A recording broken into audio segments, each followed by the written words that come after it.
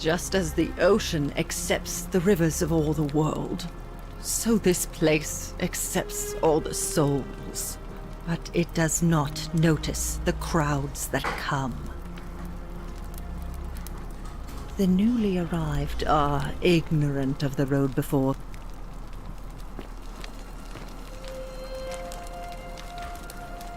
Just as the ocean but it does not notice. The bloodless shadows wander without flesh or bone. Some crowd the Forum, some the house of the ruler of the depths. Others follow their trades, imitating their previous lives. They never do. The bloodless shadows. This is their punishment. Help me? You cannot help me.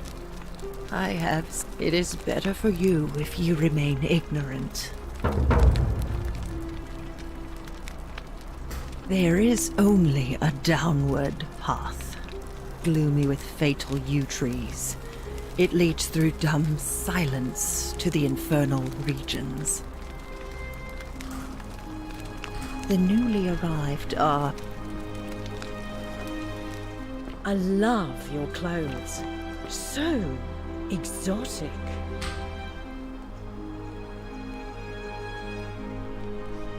Ah, you're here. I'm so glad you decided to visit. And I hope I'm not being... There's a light in your eyes I've never seen before. What was that? Some kind of joke? If it was, it wasn't funny. I take back what I said. Suddenly, I don't find you so in... Let's just forget that ever happened, so we can at least... All right, see ya.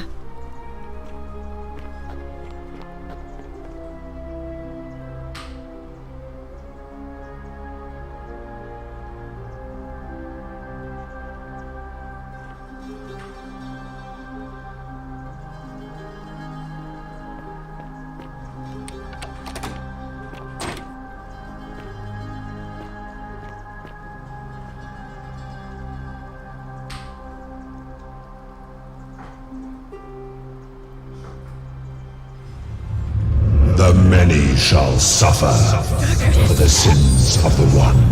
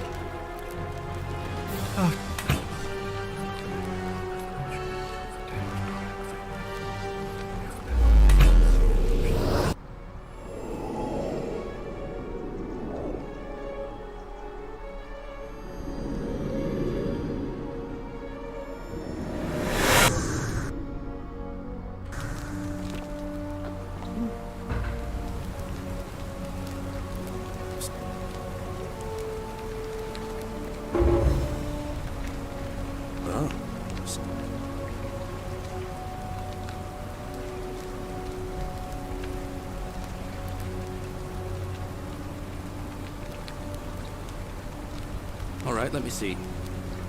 Yulia. I'll go.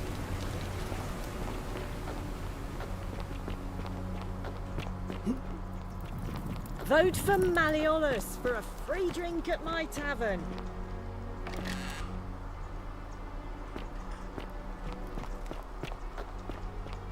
You stay away from my money.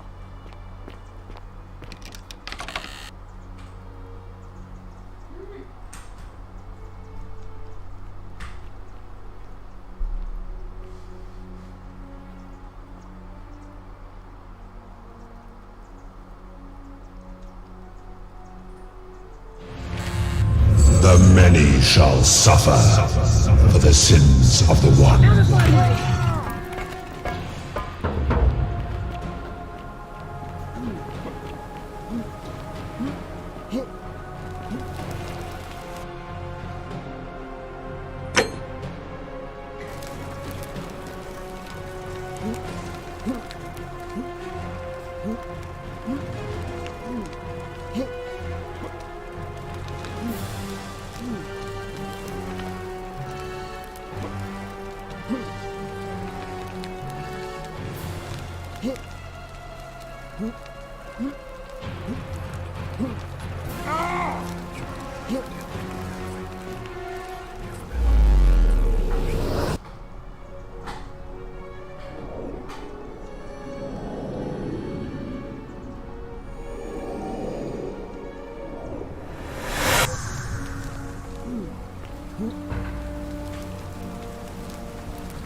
Salva. Oh. You. Alright. But. I'll.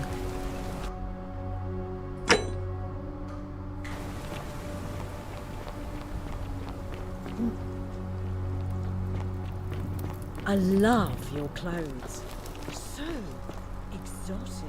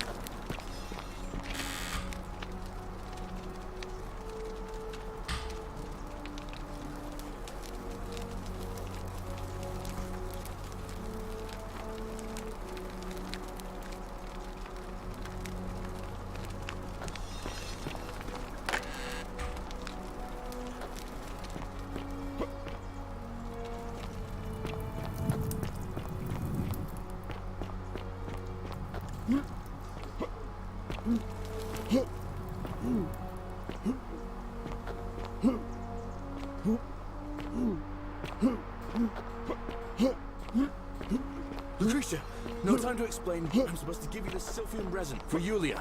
What? Quick, give it here. I'm just going to help her swallow this. I think she's going to be all right. Galerius, you're amazing. How did you know? I was just doing what the new guy told me. I don't understand. How did... Never mind. Thank you so much for acting as quickly as you did. Another moment we would have lost. That's the places to be.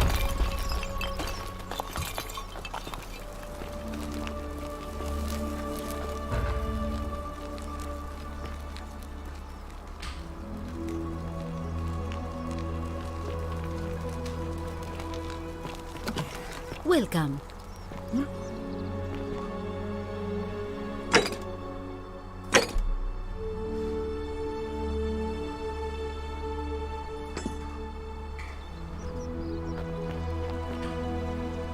Feeling all right? You made it into the palace. I'm impressed. How is Nevia? Oh, I see. Well, what's the treatment? Willowback. I should have known. It was under my nose the whole time. That's very helpful. Thank you. If this works, it should settle Rufius down some. I have some right here. Could you do me a favor and give him some of this? He'll just need to swallow a pinch of it.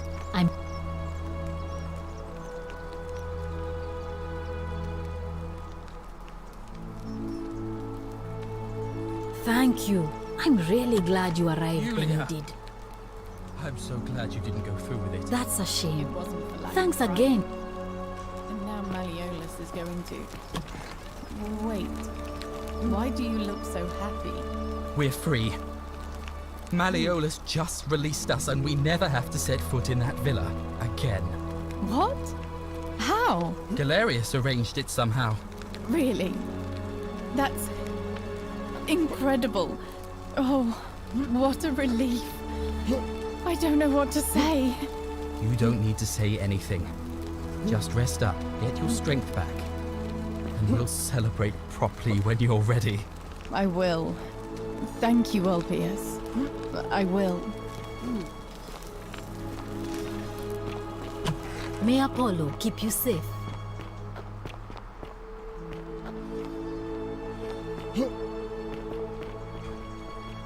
Shalom, friend. I hope you're coping.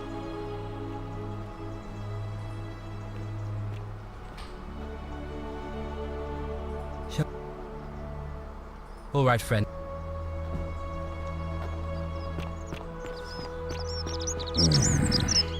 Name's Rufius.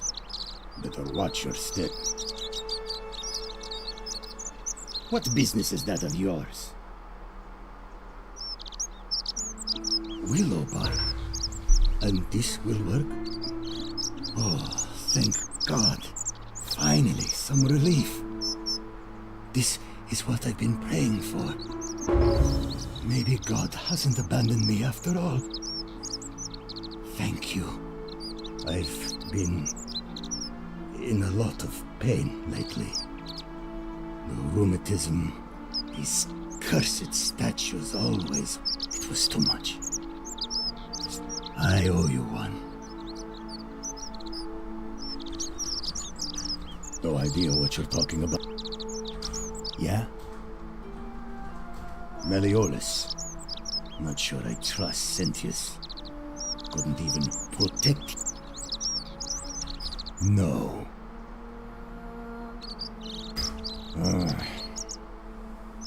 Who do you want me to vote for? Fine. I'll vote for Sentius. But no more favors. See you.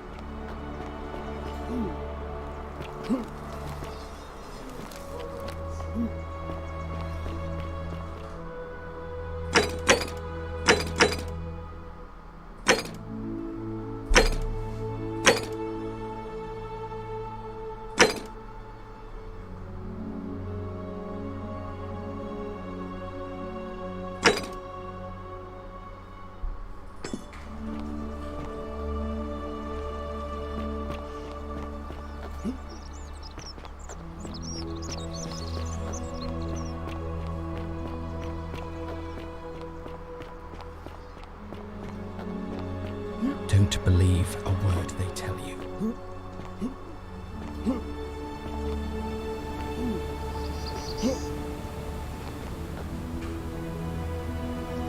Salve again, friend. How is it possible? Oh. No. I can't see how I could vote for either candidate. I don't like Sentius much, but Malleolus is almost as bad. Even I could do a better job. Me, a farmer. And I've never given us... I've bounced the idea around once or twice, mainly as a way of getting Dooley set free. God knows Sentius is never going to do it. But from what I hear, Malleolus has the election stitched up. Nobody's going to take him on and win. And maybe that's not such a bad thing. I mean, he talks a lot about freedom, so I'm hoping if he's elected, he'll release Dooley from his cell. That's good enough for me.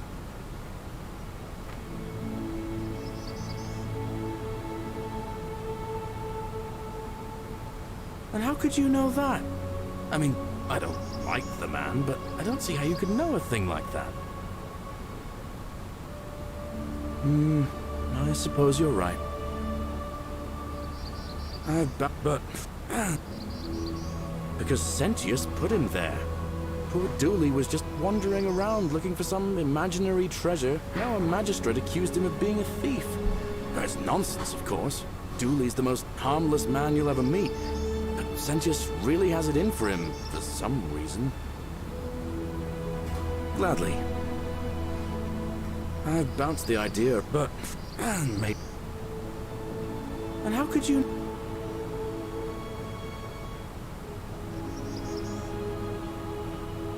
Don't believe Well, a word it's they a tell long you. one, and kind of sad. All right. All right.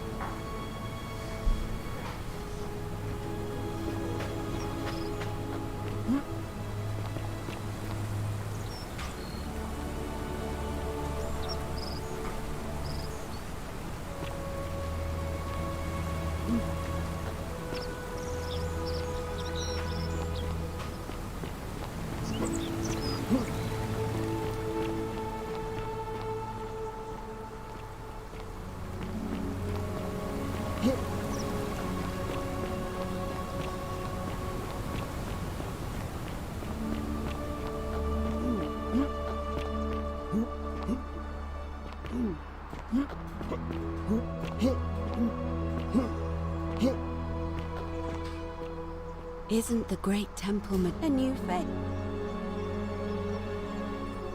It'll be... Why do you... I like the idea, but I know Galerius well, and his position has always been that he won't... It was only yesterday that he said to me he'd only ever run if it was absolutely necessary to make sure... So, I suppose if you'd like to see Galerius elected magistrate... Certainly. See you again.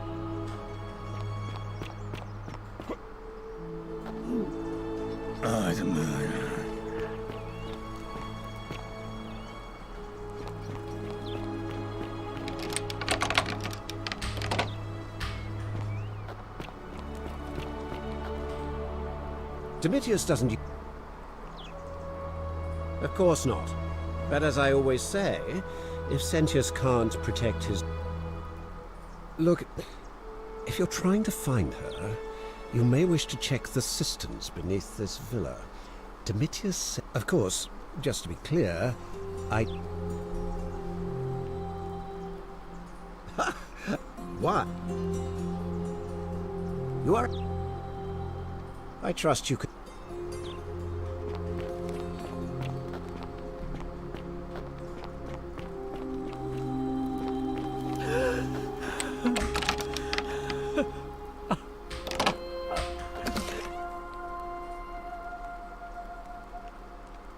not supposed to be in...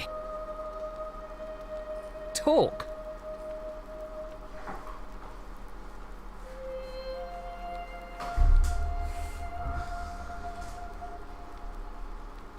The dainty little thing from next door. Of course not. As much as I despise her father, I would never lay a finger on that poor, sweet child. Well, I've had quite enough of this. Domitis, come quickly. We're being robbed.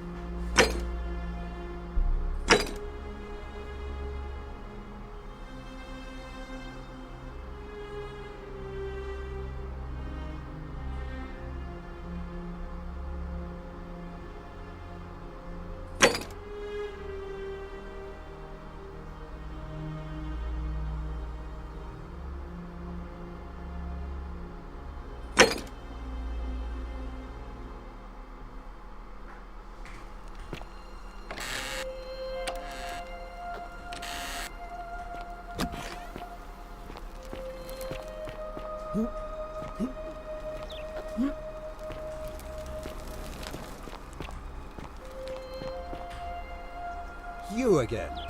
What? I trust you.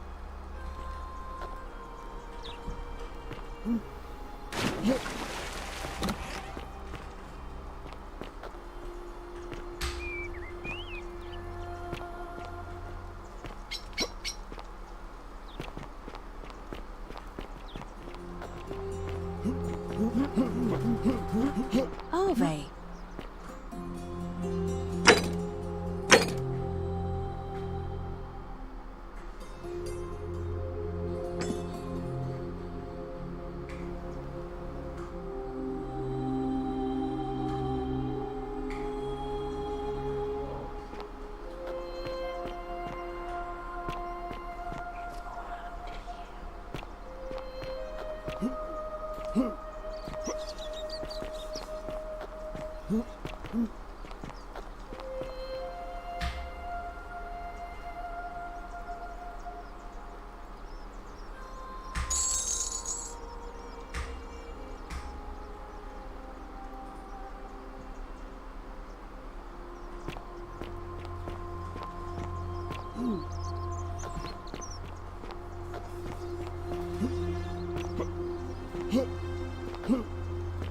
Isn't the great temple majestic?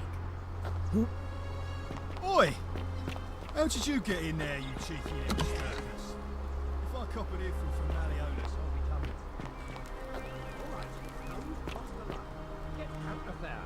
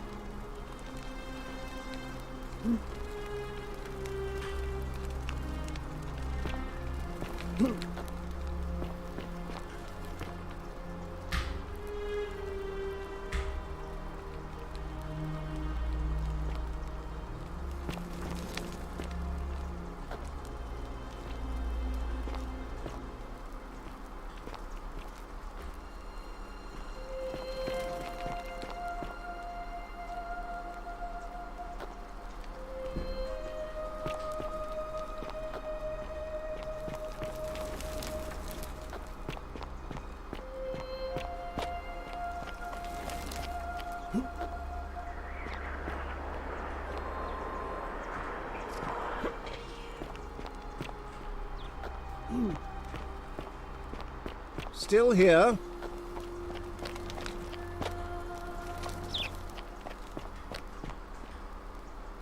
You again.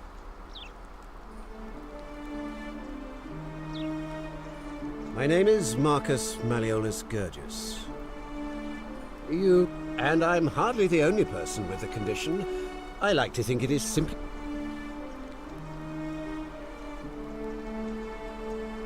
unlikely, because it simply isn't true. Now, what's... I trust...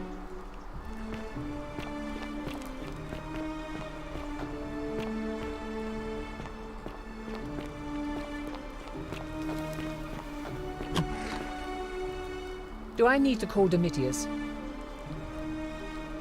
Do I need...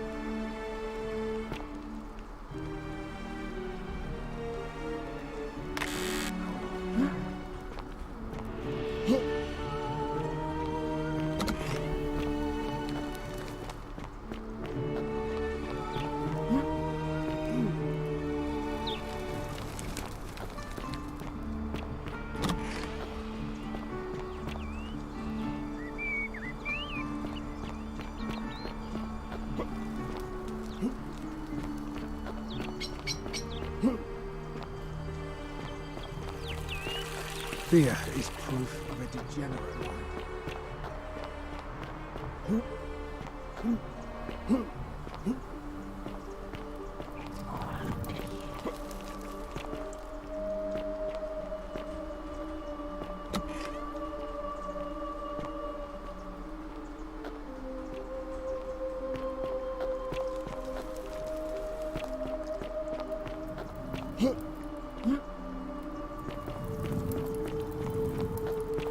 Cerberus lifts his triple head and lets out his threefold braying. Livia, would you stop muttering like Medea over a cauldron? You'll scare away my customers. They follow their trades, imitating their previous lives, but they are ignorant. This again. You're in a world of your own, aren't you?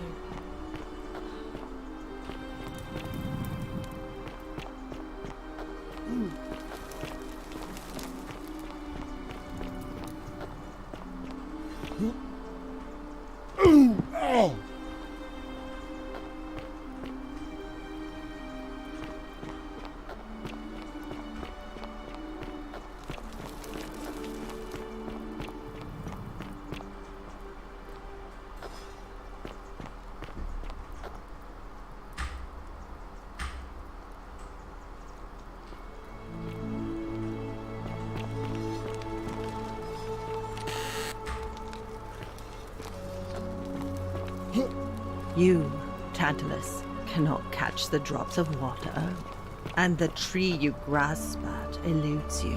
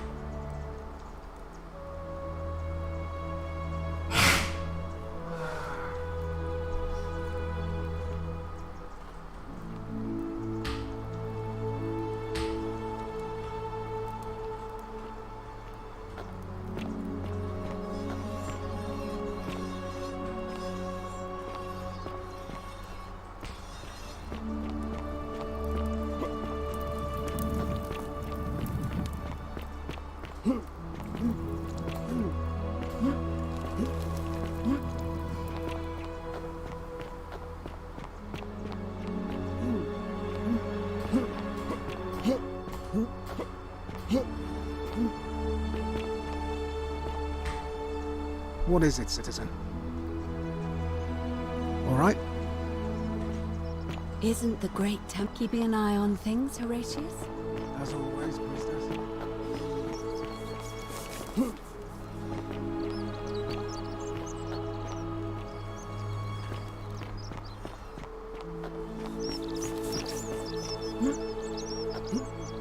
Seems that way.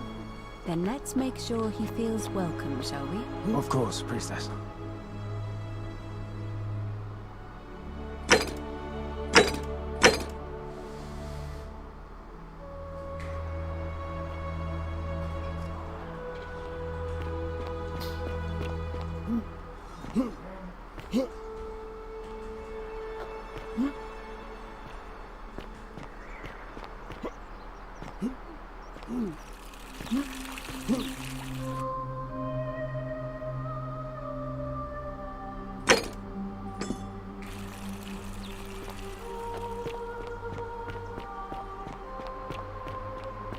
your best vein. behavior, I trust?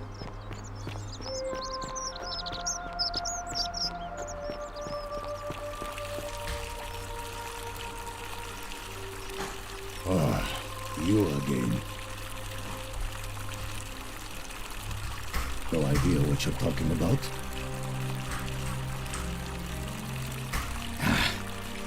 Look, I haven't... It's your rheumatism. I know that's not an excuse for how I acted. But... it's the truth. But... with the Willowbark, I'll leave him alone from now on. It's not as if I'm going to go and kill him.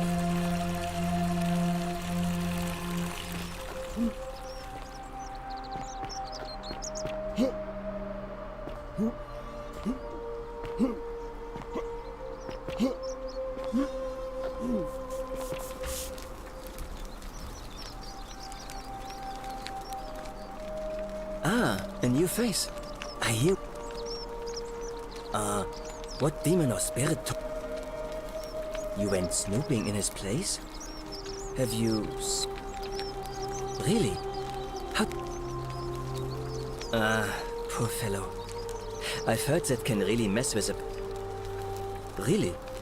That's...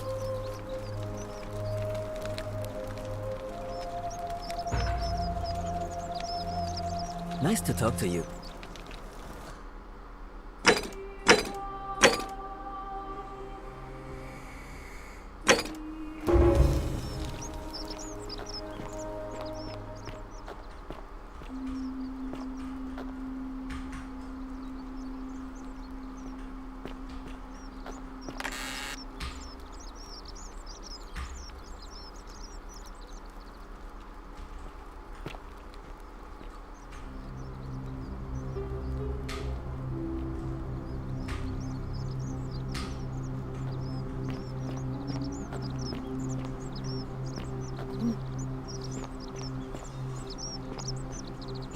Wonder how much one of these statues is worth on the outside.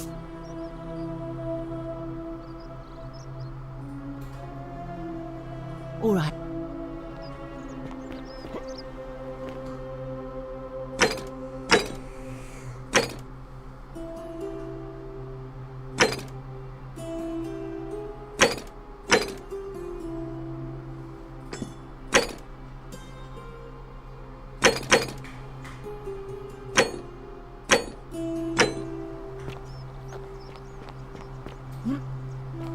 Keep an eye out for Scintilla, would you?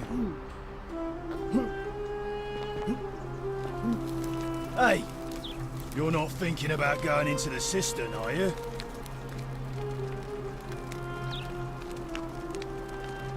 Well, it's...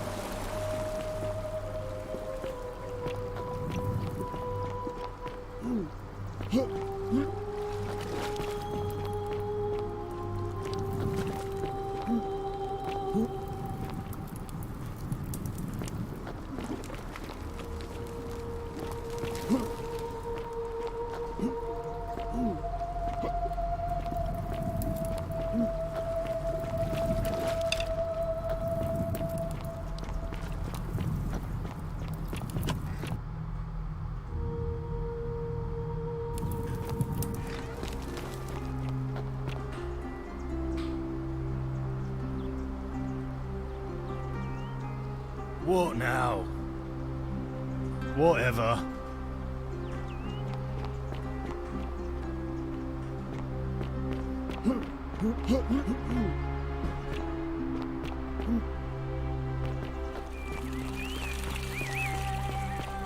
Citizen?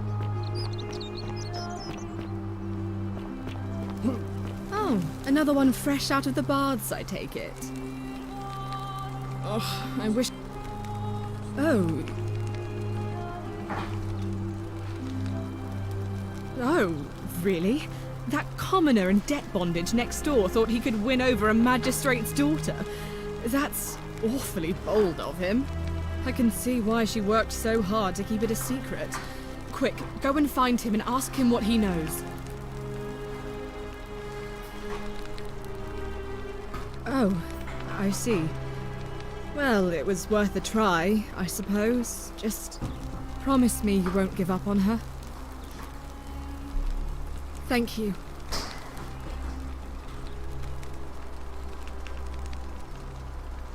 Oh, look, you're back. How lucky for me. What is it now? Oh, you... Oh no, that's Scintilla's. The question is, what was it doing in the cistern? A skeleton? Oh gods, you mean she's...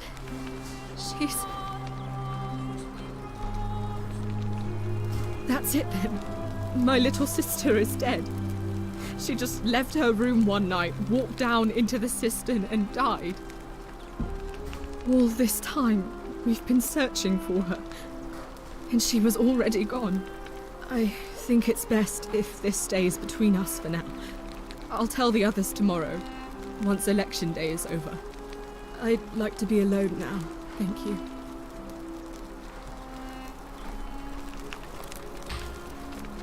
Let me grieve my sister's death in peace.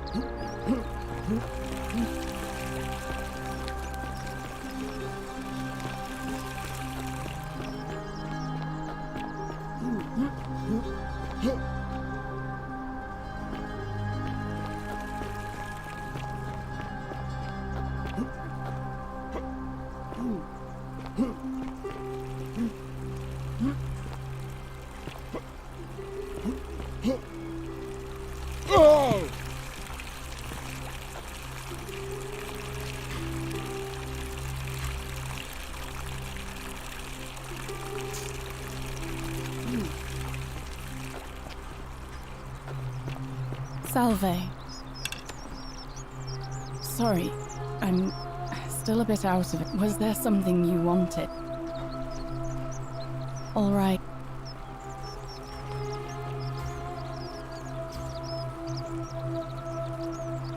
No, but I'd been locked in Malleolus's villa for months before she went missing, so I can't help you, I'm afraid. All right.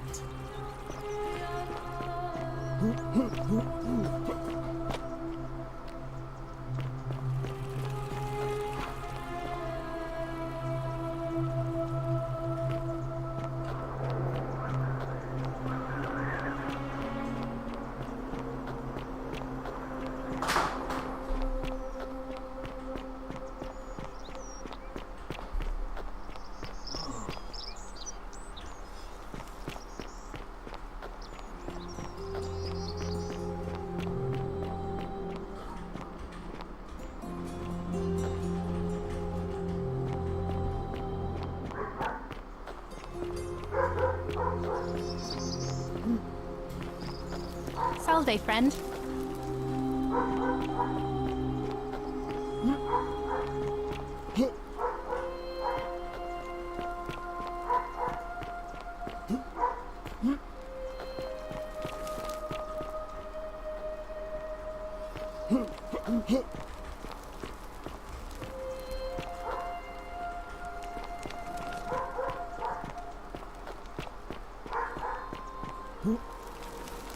I hope you're taking care of yourself.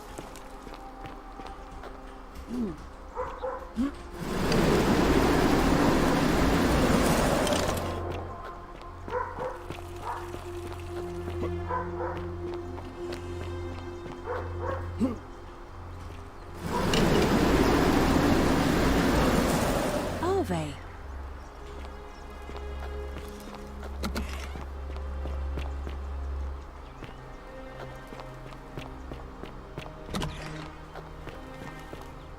Still here. The many shall suffer for the sins of the one.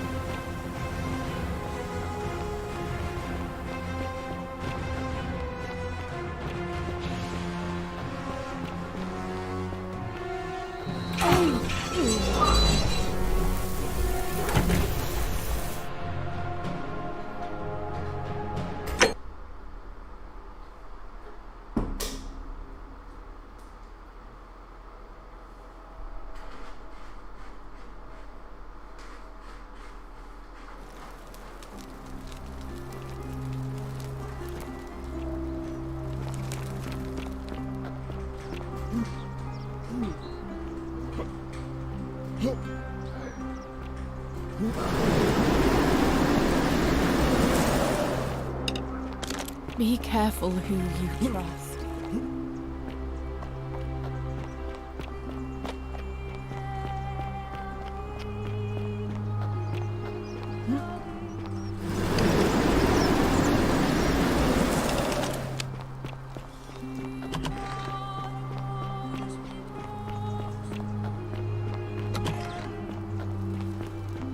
still here. The many shall suffer for the sins of the one.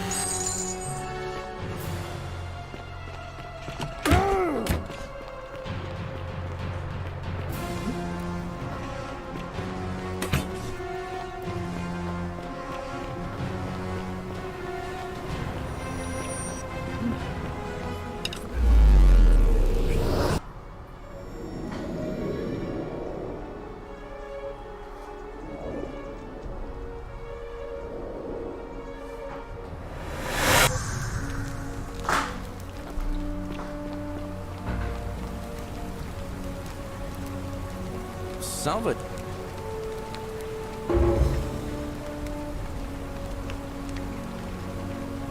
All right then.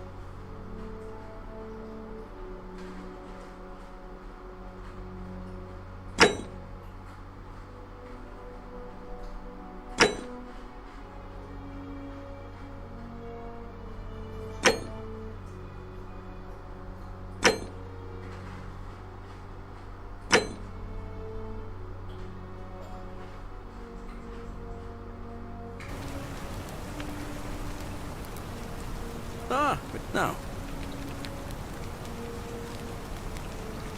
All right.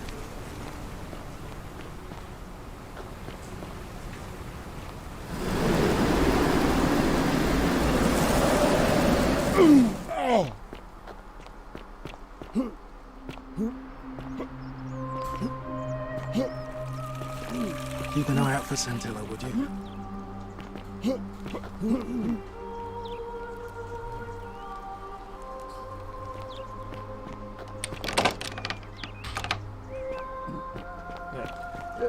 Thank you.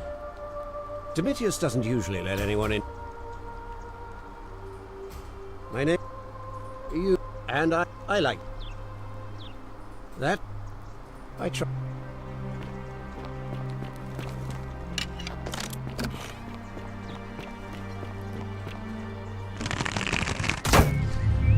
The many shall suffer for the sins of the one.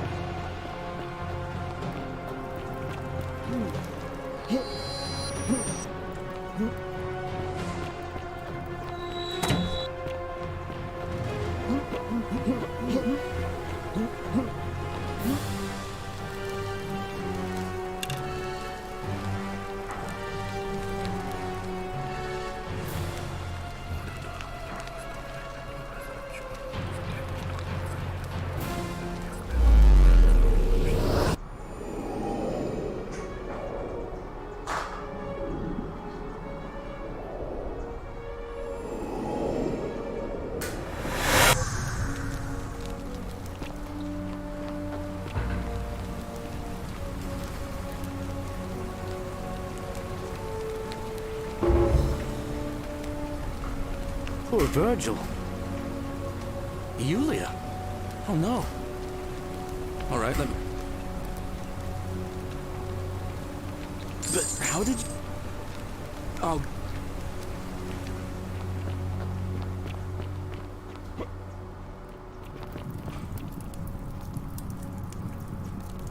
Oh, you're... And, there's a... Oh, I see. You prefer the company of men. Maybe you should go and make friends with Virgil instead. I take back what I said. Suddenly, I don't find you so intriguing. Let's just forget that ever happened. All right. You, Sisyphus, attack or pursue the stone.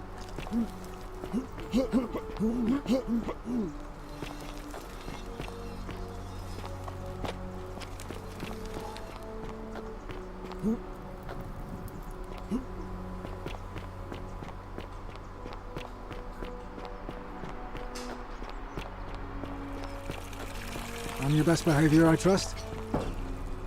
Fresh meat, huh?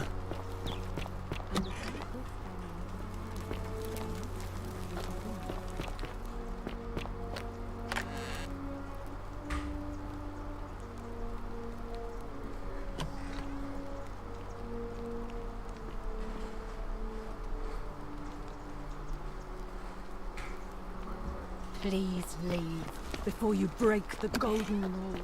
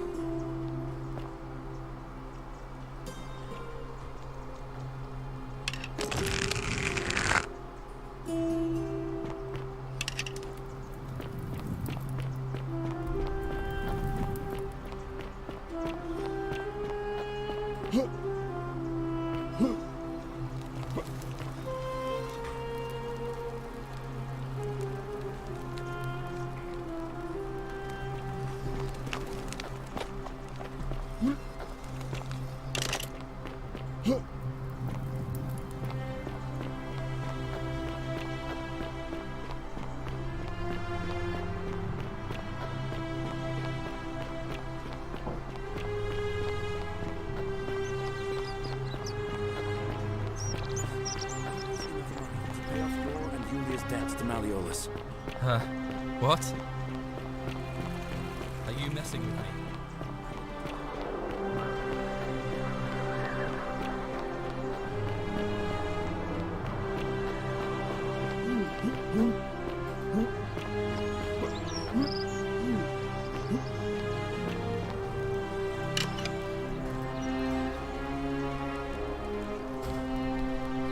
Salve, welcome. Ah, we've all. I still don't. There was a. Ah. Yea, though I walk through the valley of the shadow of death, I will fear. The many shall suffer for the sins of the one.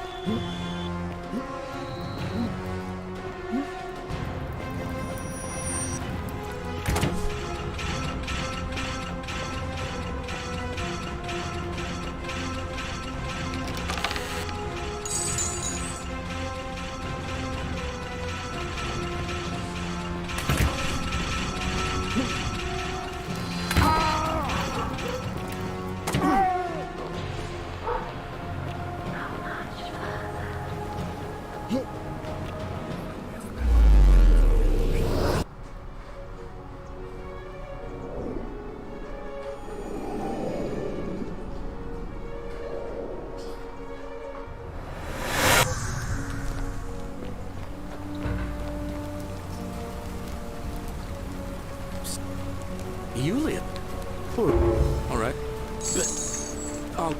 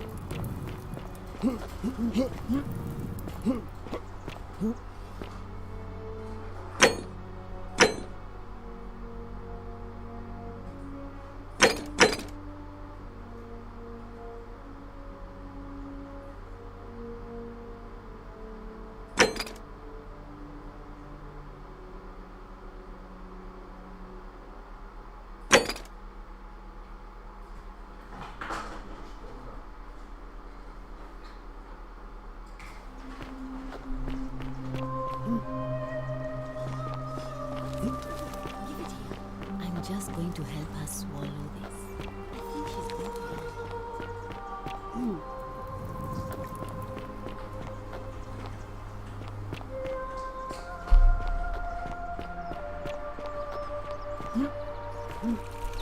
it. Fear is proof of a degenerate mind.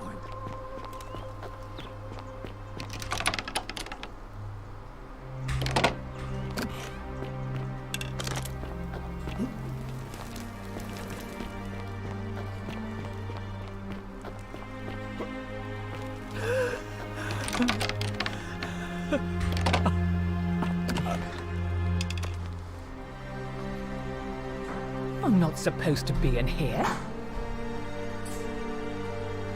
Talk. What business could you possibly...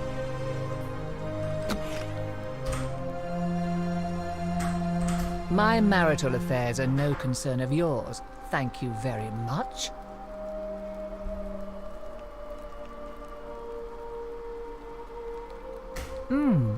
An intriguing proposition. Go on. Perhaps you're not as silly as those clothes make you look. What makes you say that?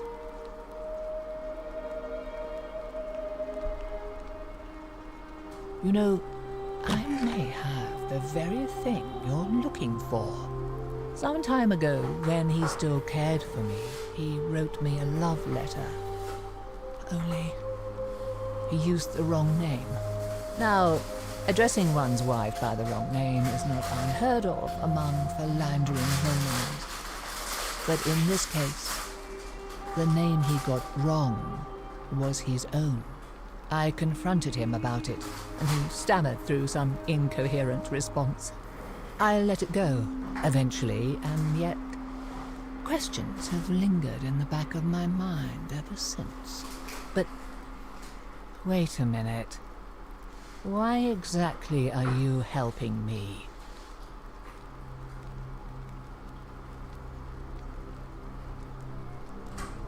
Oh, aren't you charming? I'm quite sure my husband would seethe with impotent rage if he overheard you say that. I love it. It seems our interests are aligned. I imagine knowing his true identity will give me the leverage I need to manage him appropriately. But first, I need you to do something for me. I want you to bring me some wine. Just one small urn should do it. Oh, don't look at me like that. I know this must be hard for you to wrap your sweet little pleb head around.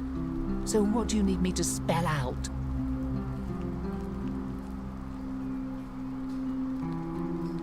Let me tell you something about Malleolus. He talks a lot about freedom, but what he doesn't tell you is that he means freedom for men.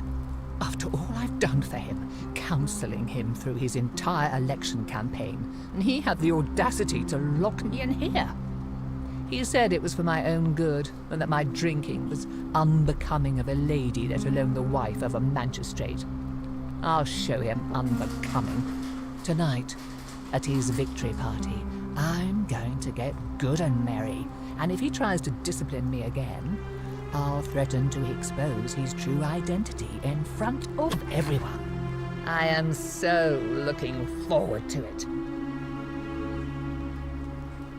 You mean, aside from the fact that I'm locked in this room, and Domitius is right outside the villa, because there's barely any left in the city. In fact, there's only one small urn, as far as I'm aware, and getting it won't be easy. So you'll help me? Thank you. Here's the letter.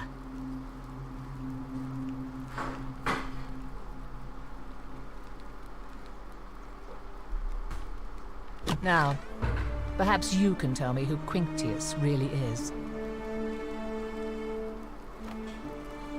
What? He's... Oh no. That's... quite a lot more serious than I imagined. I only wanted some leverage over him, not to destroy him. Give me that immediately. Nobody else must know.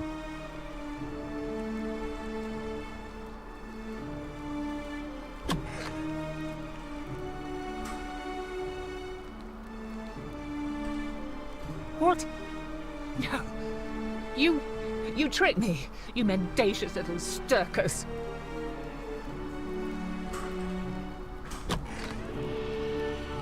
I curse you.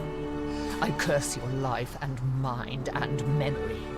May you be unable to walk or eat or drink. May this drag you to the depths. This is outrageous. Do I need to call Domitius? Get out.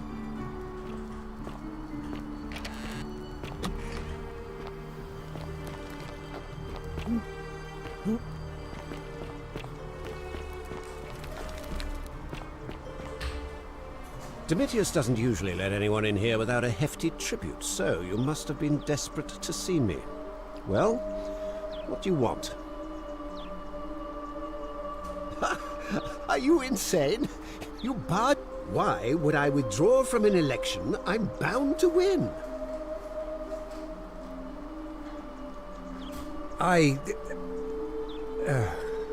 So, it finally caught up with me. I suppose that makes you... what? One of Nero's assassins?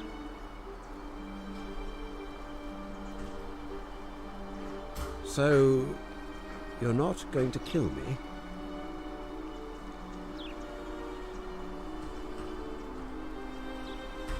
Oh, so much work and money. Oh, well, if I do it, you'd let me live?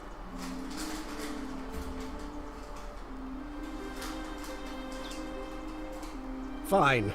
Ruling this cesspit of a city would have been beneath me anyway.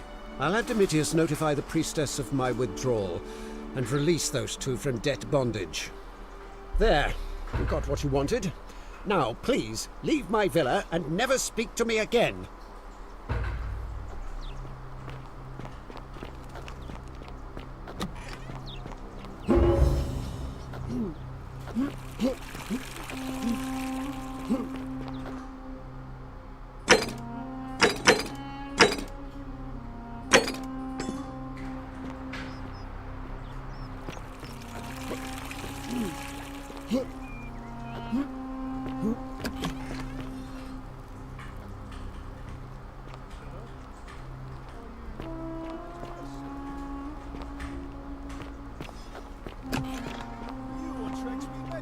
sir? All that work, all that money, wasted. Those are my orders. Carry them out. As you wish, sir.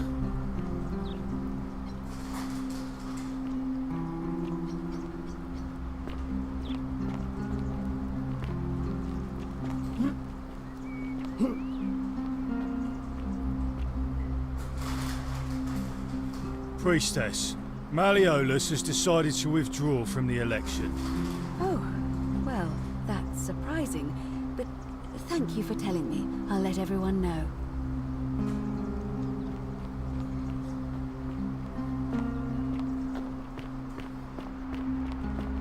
Don't believe a word Citizens, they tell you. I have an announcement. Malleolus has withdrawn his candidacy from today's election. Unless any new challengers are nominated by nightfall, Sentius will be re-elected magistrate by default. That is all.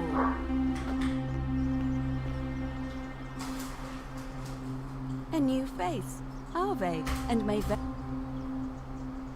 well, why do Oh, what a good idea. He is a virtuous and decent man after all. I happen to agree. I'm responsible for As I said, I'm planning to hold it before dusk. But I suppose I could hold it sooner, if there's a good reason.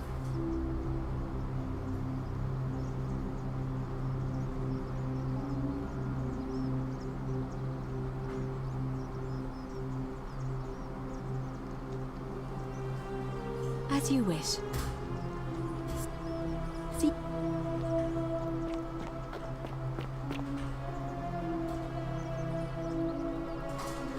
Name's Rufius. Galerius.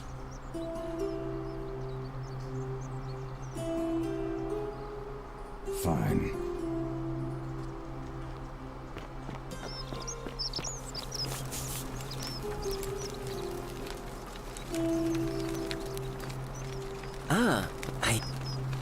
Galerius, definitely. All right. Nice.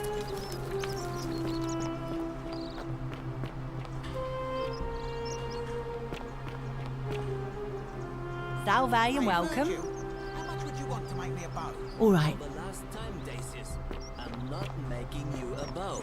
But why? You know why. Citizen. Welcome. Feeling all right? That's a shame. Feeling all right? That's a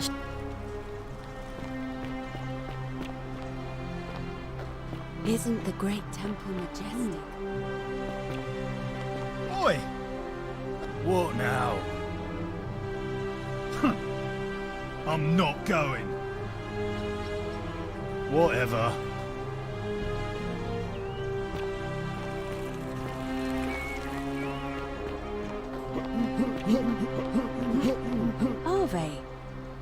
Arve again.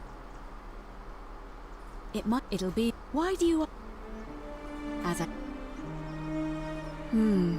Yes. I have overheard some rather unpleasant arguments. The last thing we need here is additional conflict. Very well. I'll get things started right away. Citizens, it is time. Let us meet to elect our magistrate.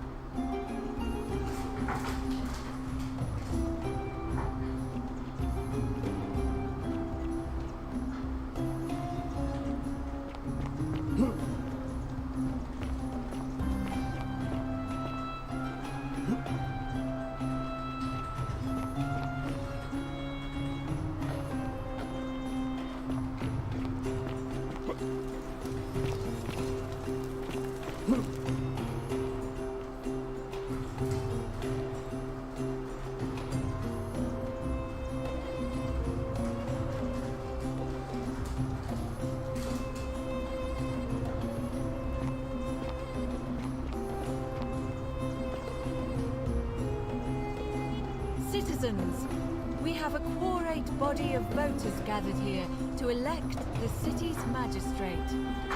The candidates are Sextus Sentius Imperiosus and late nominee Gallus Galerius Helva. Marcus Malleolus Gurges withdrew his candidacy earlier today.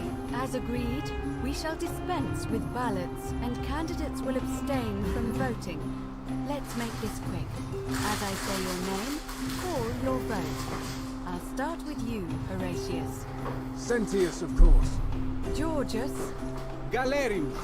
He saved the life of my dear friend Fabia. Dacius. Sentius. Virgil. The man who put a stop to the threats I've been receiving. Galerius. Ulpius. Galerius, the man who saved my life. Rufius. The man who treated my rheumatism. Galerius. Citizens, you have made your decision. Your new magistrate is Gallus Galerius Helva. What? It has been decided. Magistrate Galerius, would you like to make a brief address? I just want to say, this isn't something I ever wanted.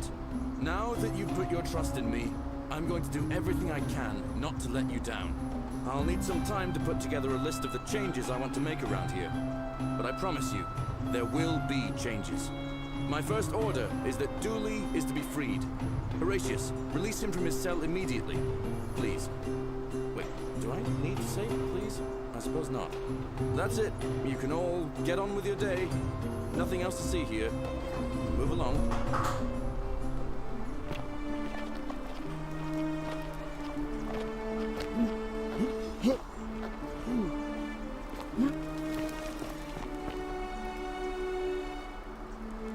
We're finally alone.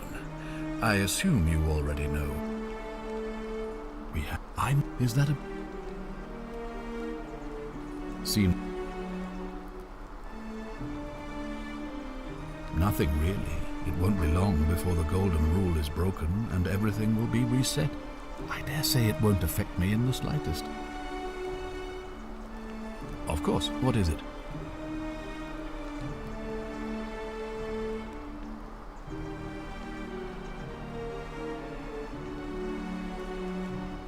Well, if you stopped one person from breaking it and you're still here, then there must be someone else about to break it still. Allow me to explain. When I discovered the ritual to Proserpina, the instructions came with a warning about paradoxes. The crux of it is this. If you do anything to change the course of history in such a way that your very being here is impossible, you will have created a paradox. To illustrate, when the Golden Rule is broken, I will open the doorway that will bring you here to prevent it from being broken. If you manage to succeed in saving our lives, then I will have no reason to open the doorway, and you will never have come here. A paradox. Salve. You see? The same thing would happen if you, say, inadvertently, allowed me to die. If I can't summon you, then you can't be here, obviously. If either of those things were to happen, I am given to understand you would be flung back to your original time, having changed the course of history for us and yourself. So the fact that you are still here means someone is going to break the Golden Rule, and there is yet work to do. Understand? Excellent. So, it looks like you'll have to continue your investigation. Now, was there anything else you wanted to ask? Thank you. I'll...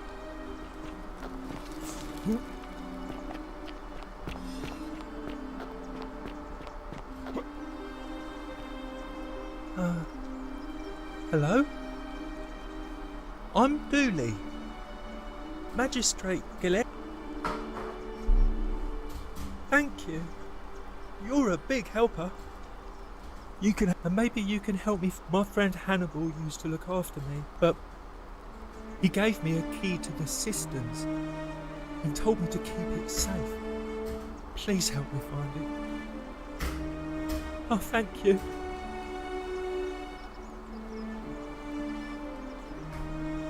Hope you find it. In the cistern. Oh, look over there. Maybe it is treasure. I could see it from myself. So pretty. And it's just lying out here in the open. Maybe nobody wants it anymore. Maybe no one will mind if I just take it. Don't you dare. The many shall suffer for the sins of the one.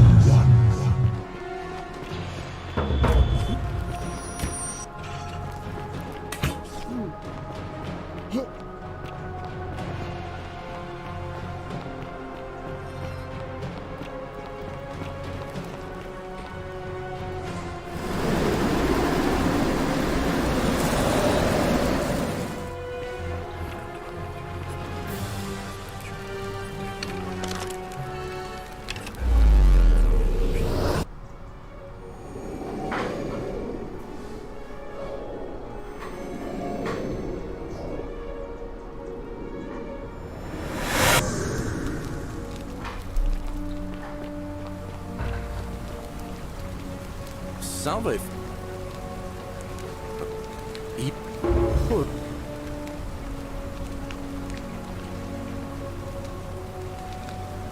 All right, let me see.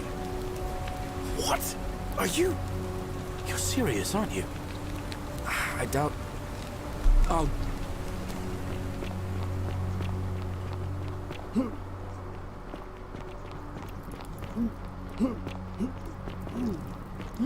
You, Sisyphus, attack or pursue the stone.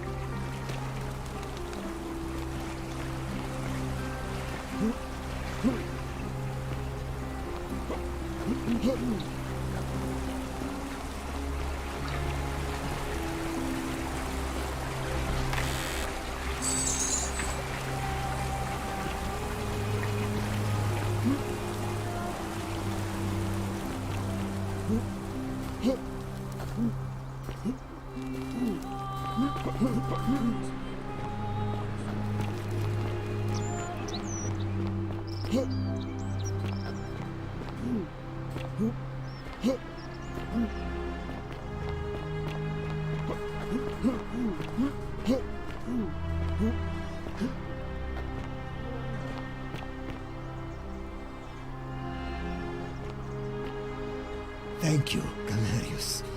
You're a good man. Welcome. I'll be sure to leave your Ah, a fellow traveler from a faraway land.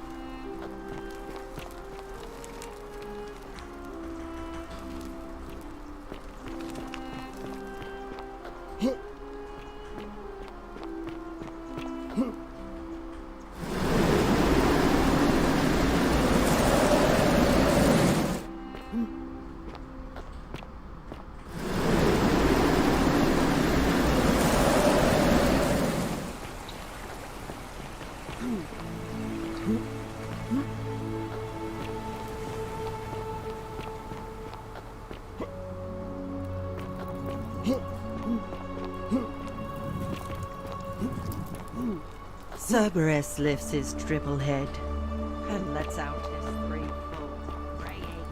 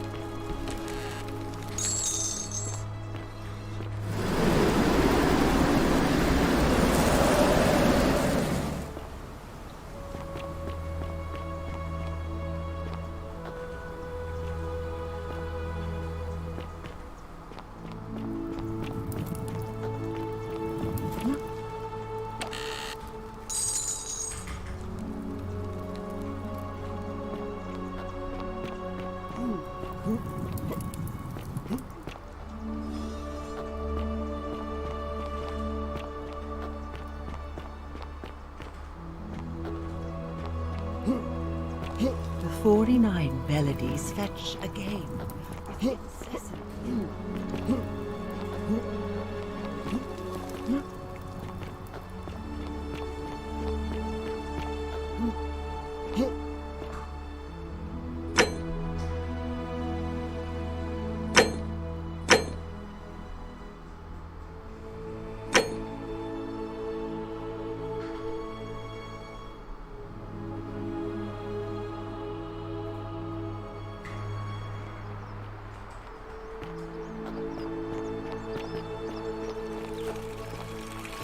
Fear is proof of a degenerate mind.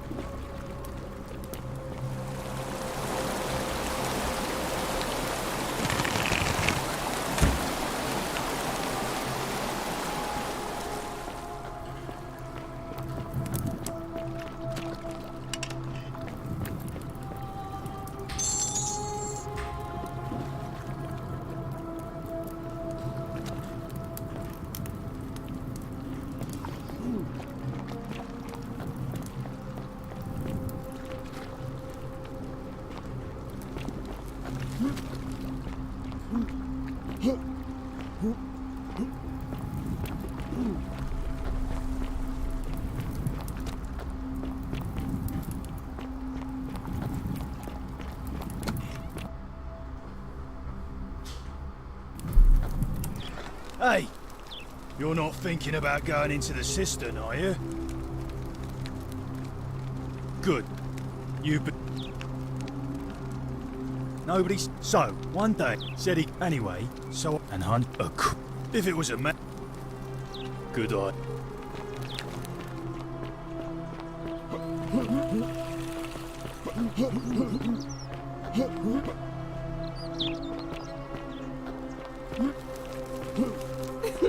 Whatever he... Oh. What do you mean?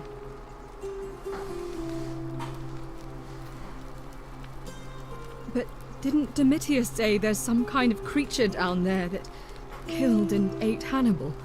Could it not have attacked her too?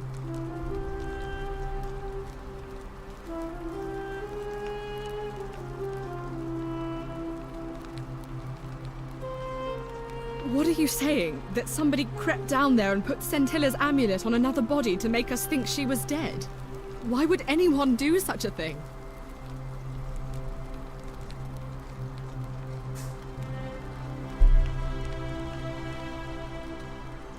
What? You don't know her at all. She would never do such a thing. And even if she did, where is she now? So this is just baseless speculation. I've heard enough. I won't have you peddling scurrilous gossip about my sisters. Kindly keep your insane conspiracy theories to yourself and leave...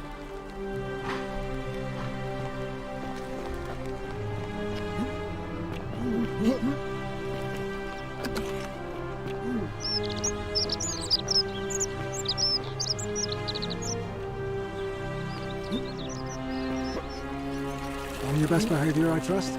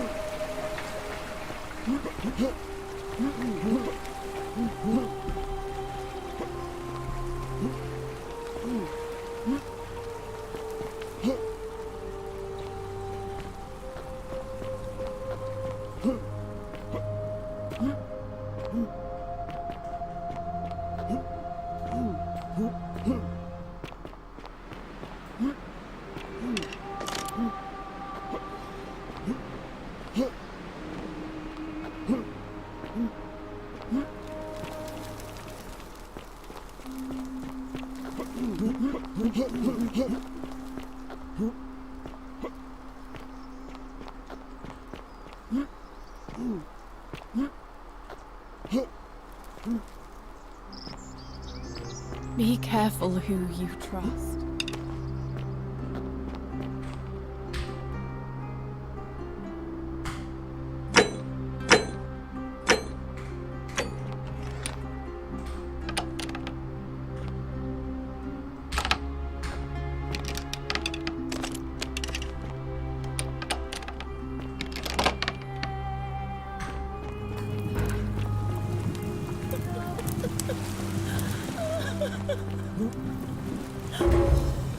You?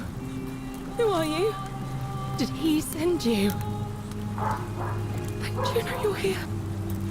You have to help me save before that monster comes back. I'm Centilla. I found a way out through the Gate of Horn, but it's locked.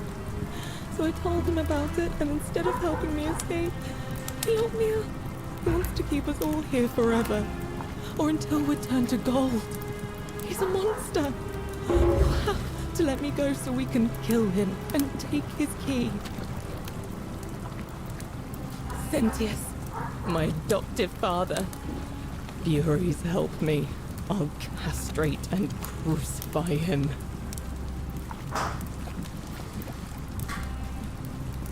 I don't know. He said the gods are on his side because they don't want us to escape either. Behind me, there's an aqueduct tunnel bringing water from outside the city, so it should lead us outside. The only problem is it's barred by a heavy locked gate, and he has the only key. I'm going to take that key from around his neck, even if it means cutting his throat to get it. I'm done caring about the Golden Rule. I just want out. Help me, and we can escape together. There won't be enough time. Just you and me. What do you say?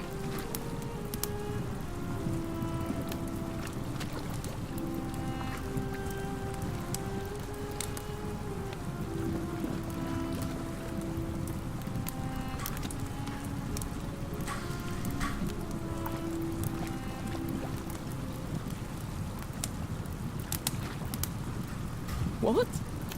No! You can't just leave me here! How can you be so heartless?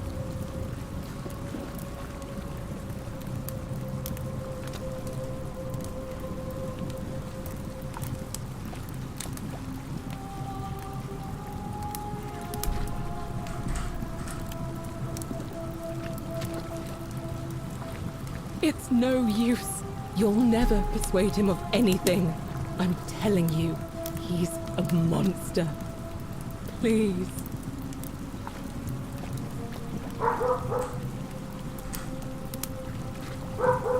You're making a mistake.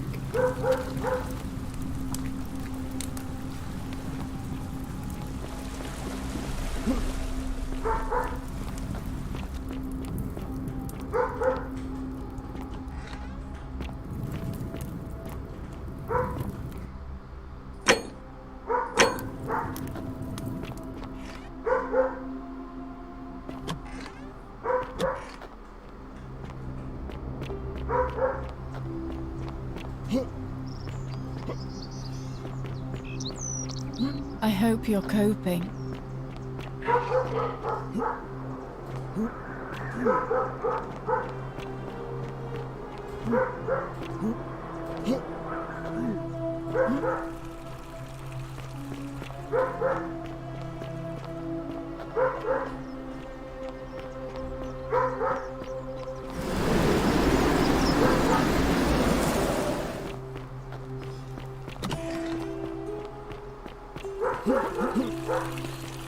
Keep an eye out for Centilla, would you?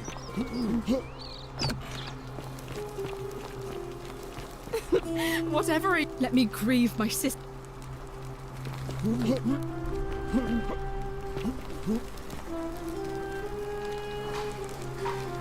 We're finally alone. I assume you already know who I am. We have? I must... Is that a... Seems rather brash, but all right. Me? What are you talking about?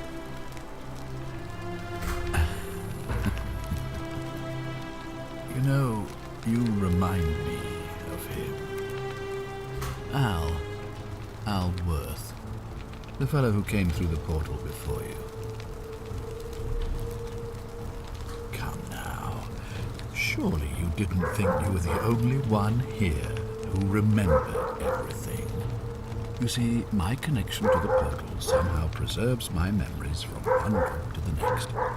Whether that was Proserpina's intention or a happy accident, I'll never know. But I'm surprised you hadn't noticed. Here I was thinking you were a little bit sharper than Al was.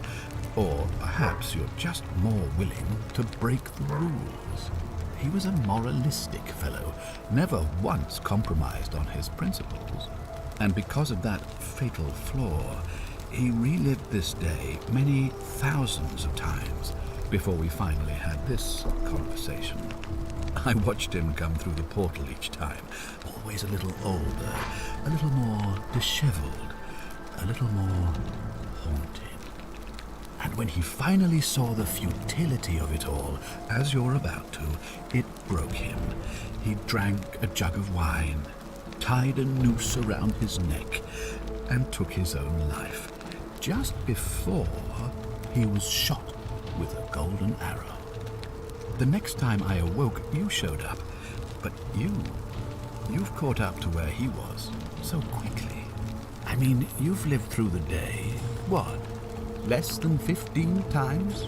Impressive. And yet everything you've done has been in vain, because there's no escape, except the path that Al took, the path he wrote about on his tablet. What was it? Ah, yes. Best to take your own life now. So, you discovered my secret. So what? What are you going to do about it?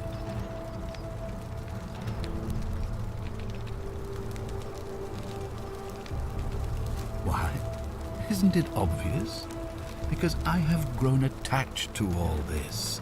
My title, my beautiful villa, the sun on my face, the music of birds chirping. And as long as this day keeps repeating itself, I get to enjoy it all, over and over again, for eternity. Don't you see? I have found a way to prolong my life indefinitely, to cheat death. I have become, in effect, as immortal as the gods. Can you honestly say you would not wish the same for yourself? And why would I agree to that?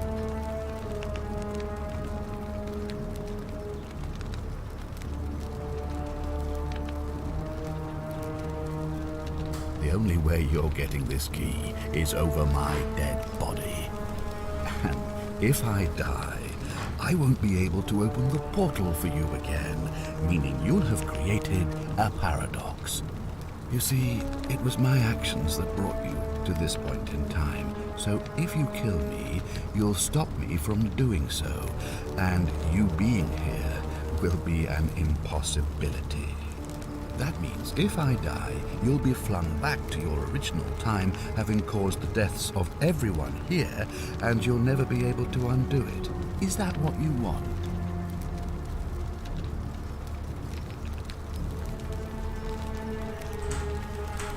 You might want to think that through. If anyone so much as touches me, everyone dies.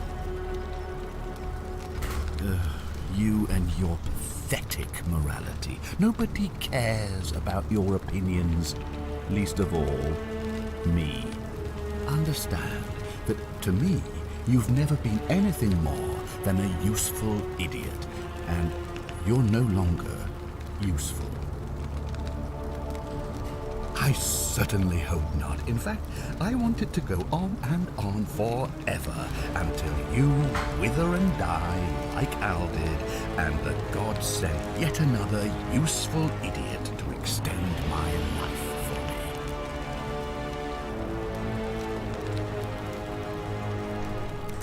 We both know you're not that stupid, so go on, make your empty threats and stomp your feet, and beg the gods for help if you like. But believe me when I tell you, the gods don't care about you. And neither do I. Now, get out of my villa. I'm bored with you. Don't be so foolish. If you kill me, we all die. And if I die, I won't be able to open the portal for you again, meaning you'll have created a paradox. You see, it was my actions that brought you to this point in time. So if you kill me, you'll stop me from doing so, and you being here will be an impossibility. That means if I die, you'll be flung back to your original time, having caught... Now, get out of my...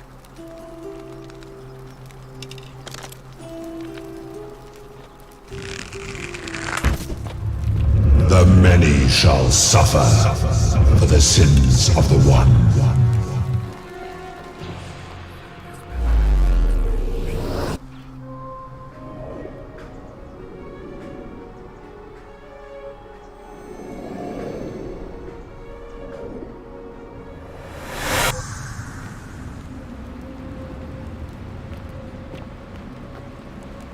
Oh. Hi there. Gave me a bit of a fright. Thought I was in here alone. I'm Al. Well, here I am. I'm sorry, I didn't catch your name. Funny you should ask. I was just reading an old tablet I found here.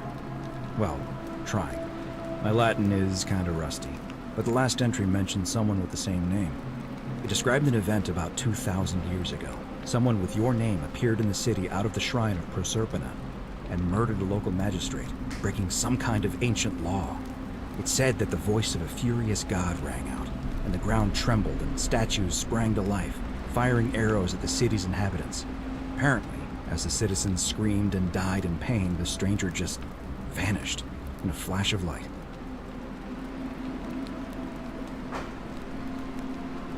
I didn't for one moment think it was, but the way you say that makes me wonder. I mean, how many people with that name could there be in this place? I don't understand how you could have been here 2,000 years ago. I'm sorry, come again? Let me see that. God, why does this writing look so familiar? I've spent a lifetime in this place going around and around in circles. This is disturbing, but I don't understand how I could have written it. I'm not following. So you're saying, because a man from 2,000 years ago is dead, he never created a time portal, so I never went through it, and that's why I don't remember any of this. I guess. So what you're really saying is, you brought me back from the dead to let me die all over again. You saw the tablet. I spent a lifetime searching for a way out and never found one. I can't see how I could possibly find one now, so it seems like we're both gonna die here. How can you say that? You murdered a man in cold blood, and now there's a city full of dead people. It's only a matter of time before we join them. I guess all those old Latin inscriptions were right. Pro peccata unius multis dolabat. The many shall suffer for the sins of the one.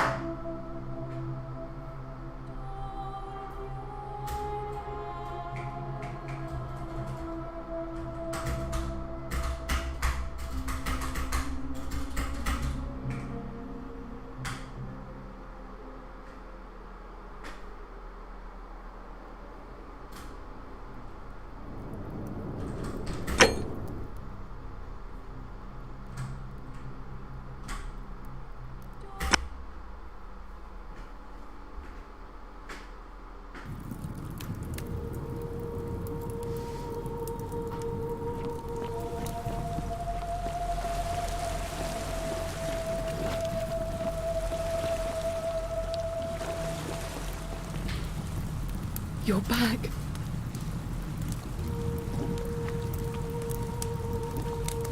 There's no time. Wait, did you hear that? He's here. Quick, you have to let me go. It's... Oh, thank you. Now follow... Wait, did you hear that? He's here. He must be coming in through the door behind me. You distract him. Stay right here and keep him talking while I look for something I can use.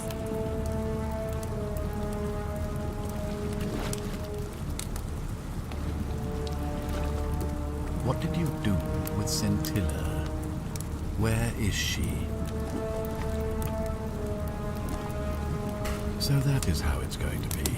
Oh well, this doesn't change anything for me. It's a shame, really. If you'd just done what you were supposed to, you'd have been looping through time forever until you gave up and killed yourself. Just like that soft-hearted pleb, Al. Come now. But he was a... And because of that fatal flaw, he relived... I watched him come through the portal each time. Always a little old. And when he finally... The next I'd have almost 50... I should be grateful for your stupidity. In any case, there's no escape for you. It's better to end it all now. So, you discovered my secret. So what? What are you going to do about it?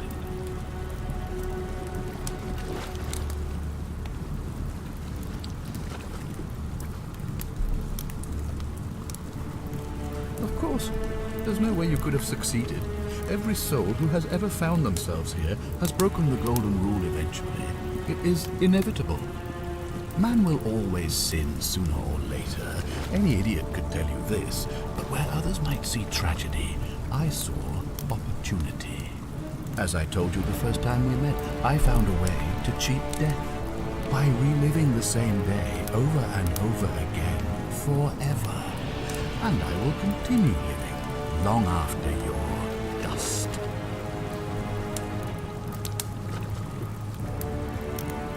Do you really think you can take on a Decurion in unarmed combat, boy? Who? Scintilla? Where is she? I'm right here, Father.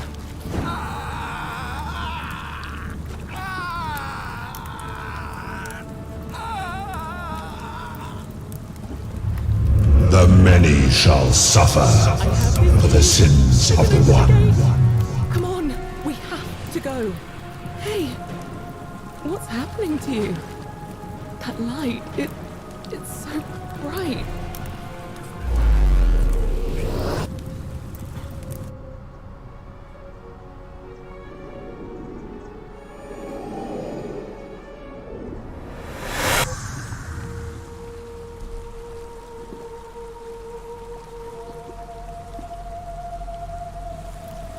Hi there. Gave me a bit of a fray. Thought I was in here alone. I'm Al. Well, here I am. Really? I was just reading an old tablet. It described the freedom. It said, apparently.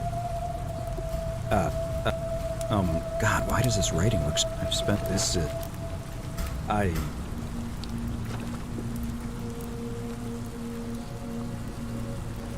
So you're saying, because a man from 2,000 years ago is dead, he never created a time portal, so I never went through it, and that's why I don't remember any of this.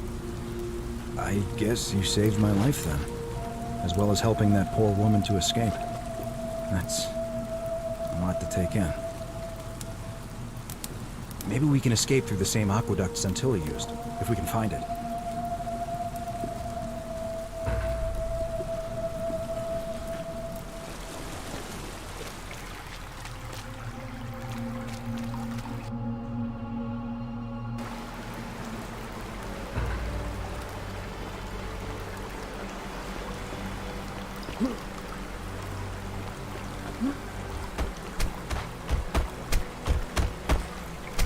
I'm gonna pause here for a moment and make sure nobody else has ever lured into this temple. You go on ahead.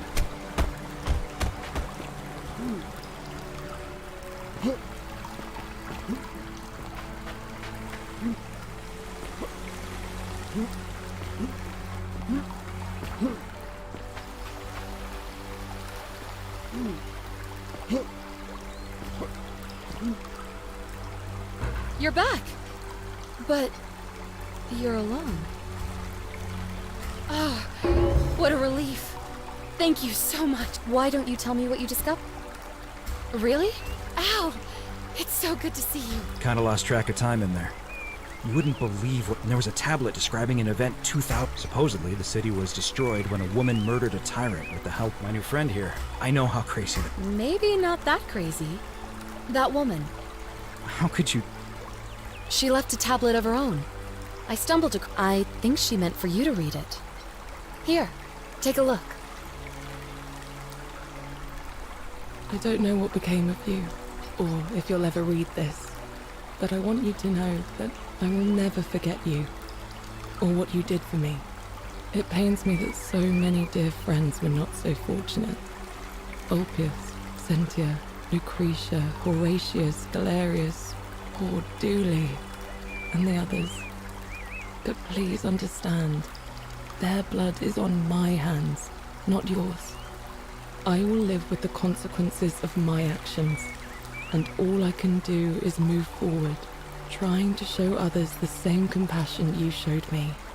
I promise you that saving my life will... Sounds like you meant a lot to her. I'd love to hear your story, but first, you two look exhausted. Why don't you hop in my boat and rest while I ferry you back to civilization? Sounds good to me. And you? Are you ready to go home?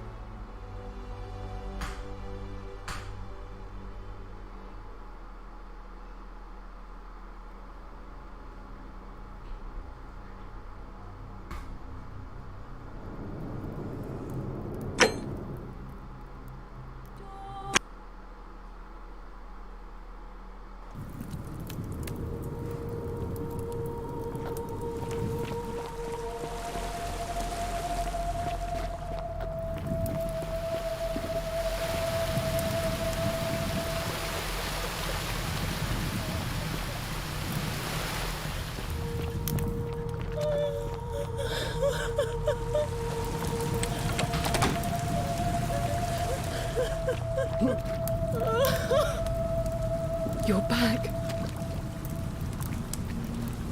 There's no... What? I hate you. I spit.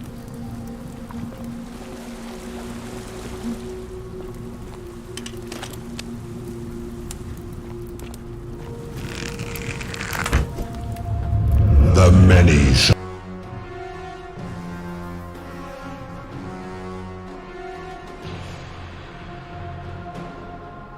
suffer for the sins of the one.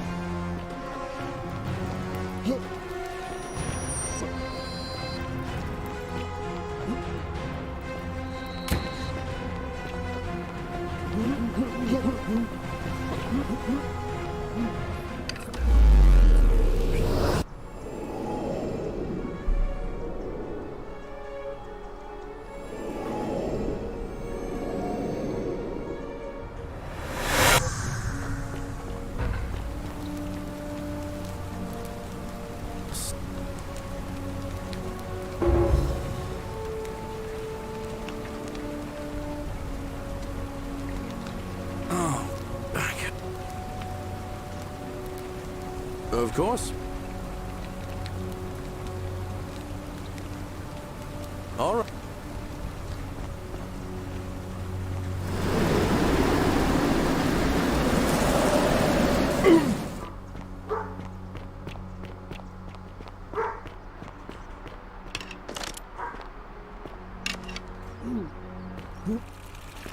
That's some lamp.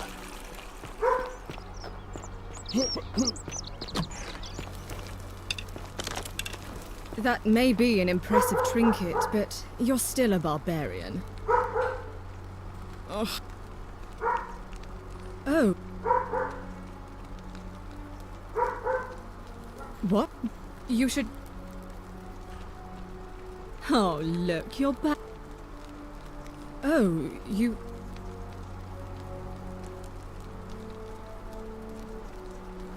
Oh, I can... Oh. Thank you.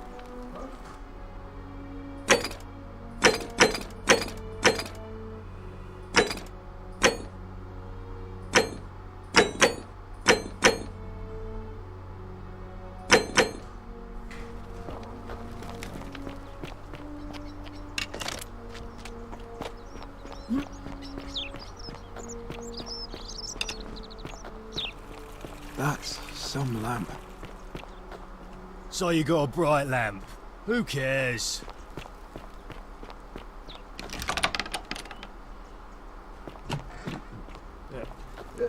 Thank you. Domitius doesn't usually let... I trust you can...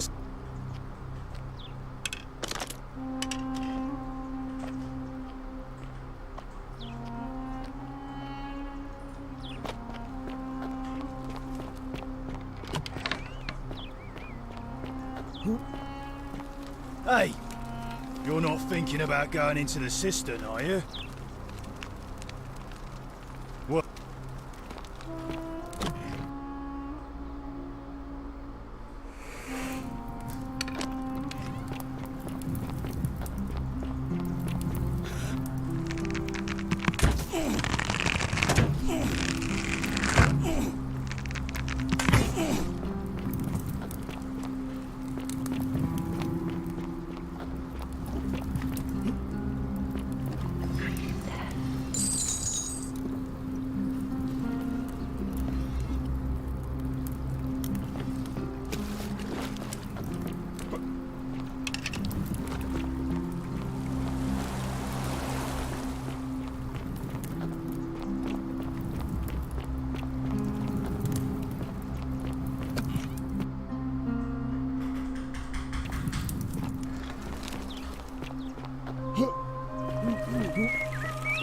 Keep an eye out for Scintilla, would you? Oh, don't mind me. Oh. Oh.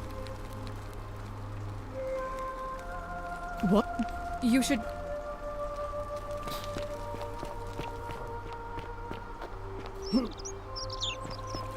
On your best behavior, I trust?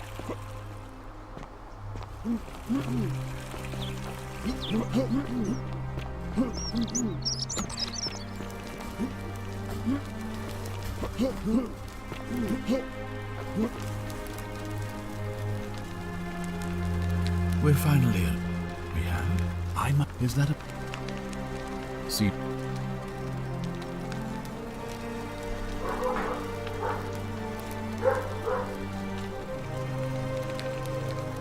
Of course. What is it? Well, if you allow me to the crux of to it, if you the say if I the so that I know what it look. Ask that.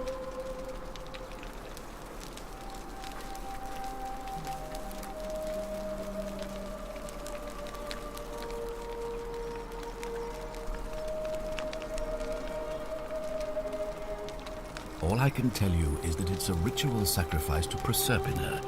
I stumbled across instruction. I have to recite a prayer, and of course, as with all rituals, some sacrifice is involved. Usually, in this case, the sacrifice... I don't suppose you saw... Ah. Well, thank you for your can. Good. Thank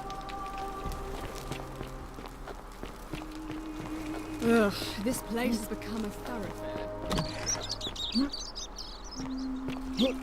Keep an eye out for Scintilla, would you?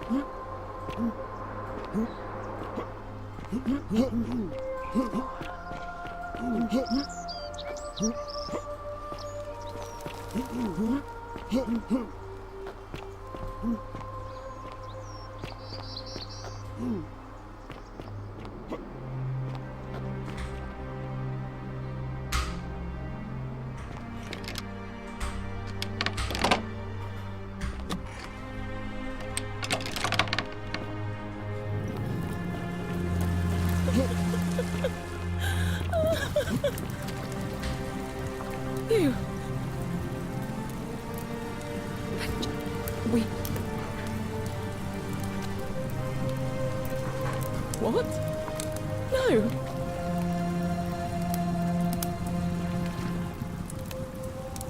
It's no use. You're making.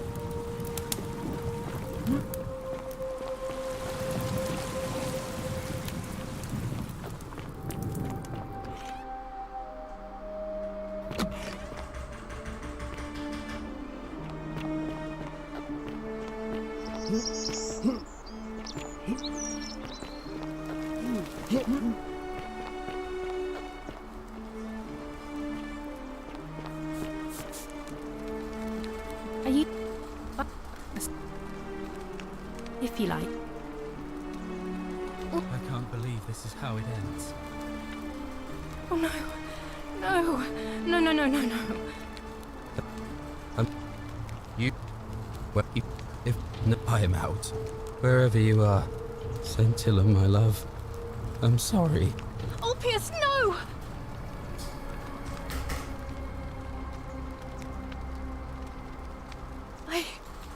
That was not...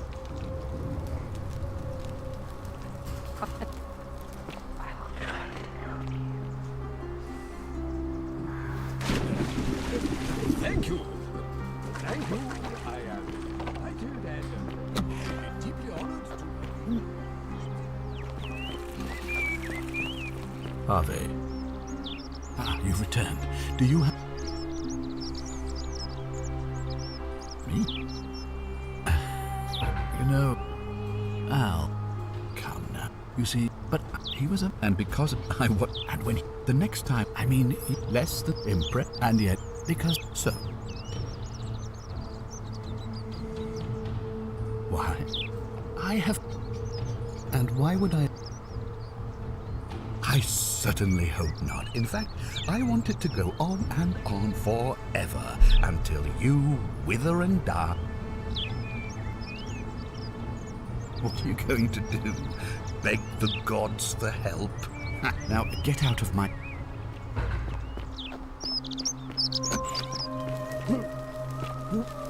Oh, don't mind me. I just live. Oh, look, you're back.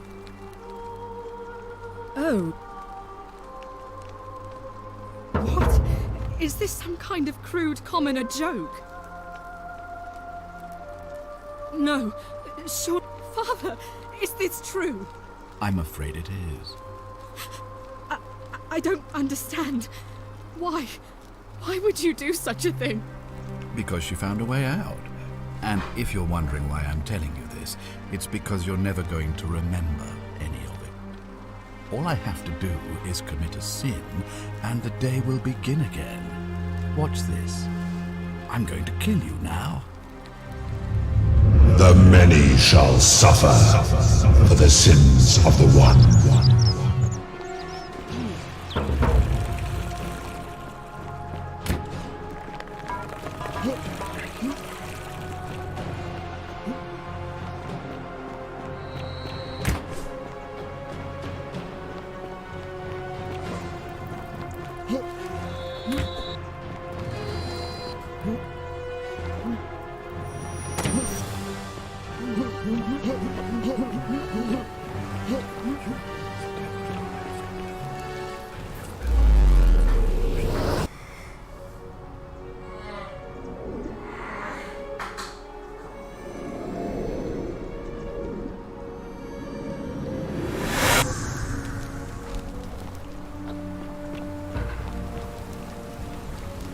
Salve, friend.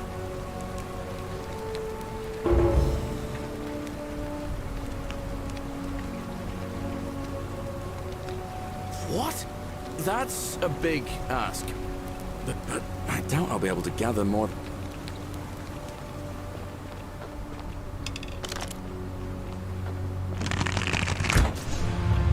The many shall suffer for the sins of the one.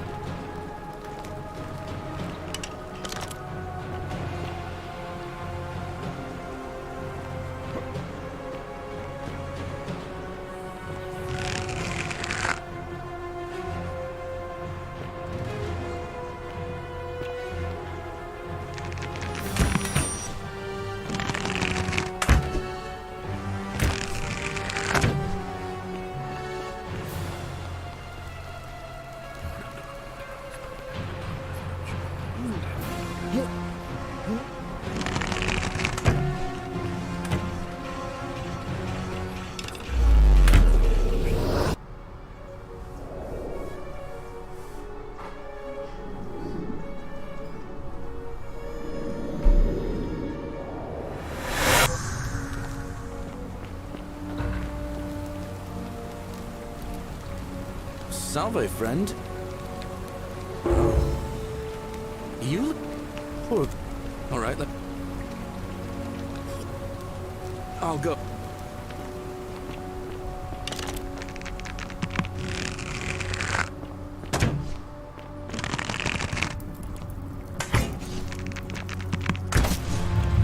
The many shall suffer for the sins of the one.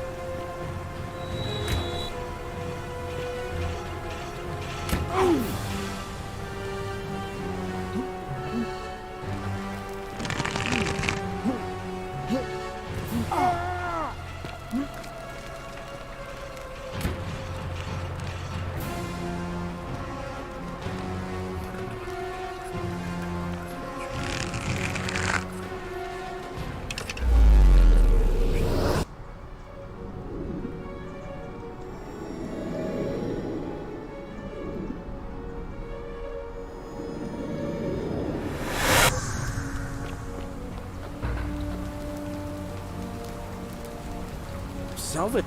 Oh, sounds. Yulia. Oh.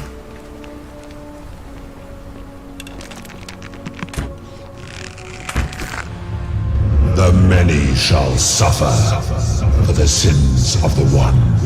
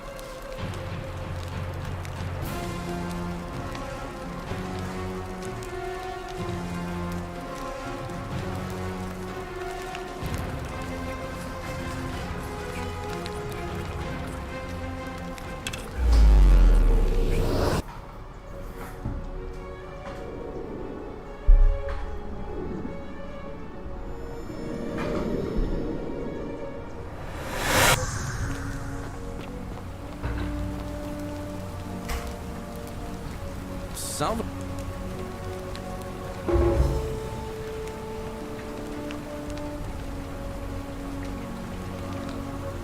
Oh, sounds serious. You? All right, let. I'll.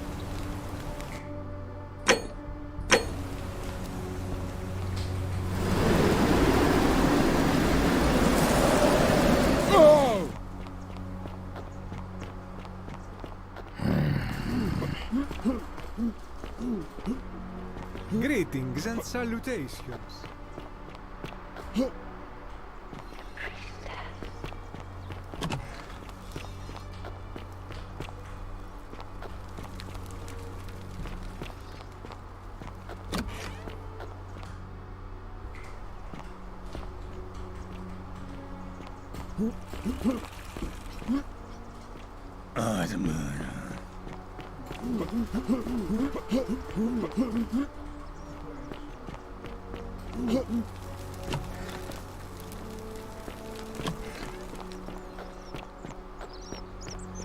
How'd you do?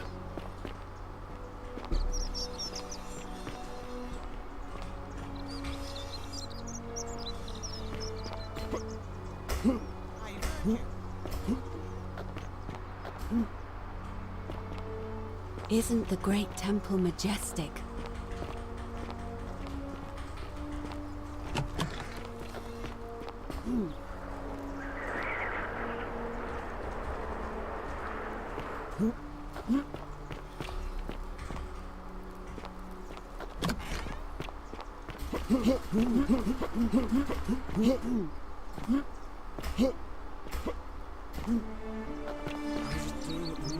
You there, in fact, you've got then the main wait, now.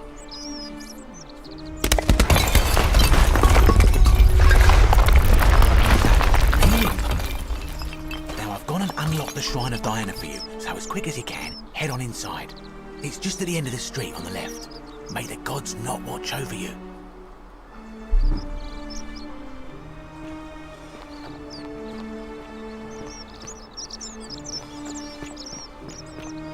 Salve, Ruffius.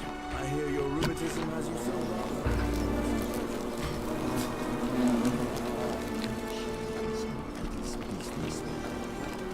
There's no need for that. I just wanted to give you this word,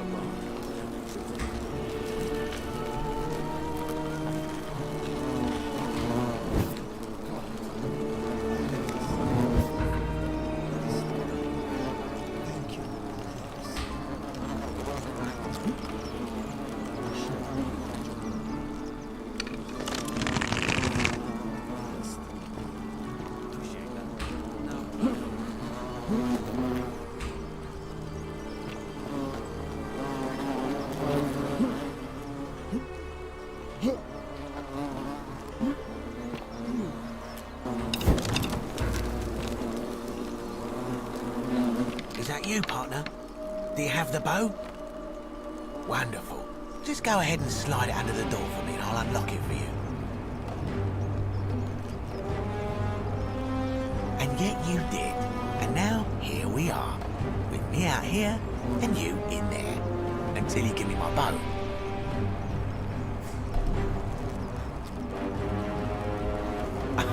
No, technically, I never said that. I said, if we were to split all those riches between the two of us, infinite wealth is still infinite. It's hardly my fault if you can't tell the difference between a hypothetical and a promise, now is it? Oh, I do love a good loophole.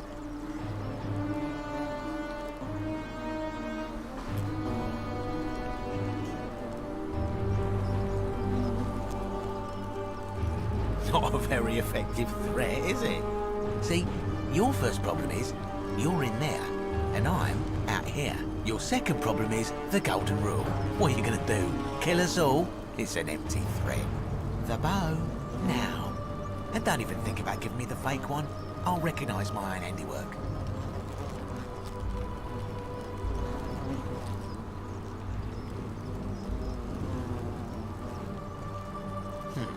I would reconsider my position quickly if I were you. I'm not sure if you noticed, but you're stuck in there with a hornet's nest, and they can be rather aggressive toward intruders.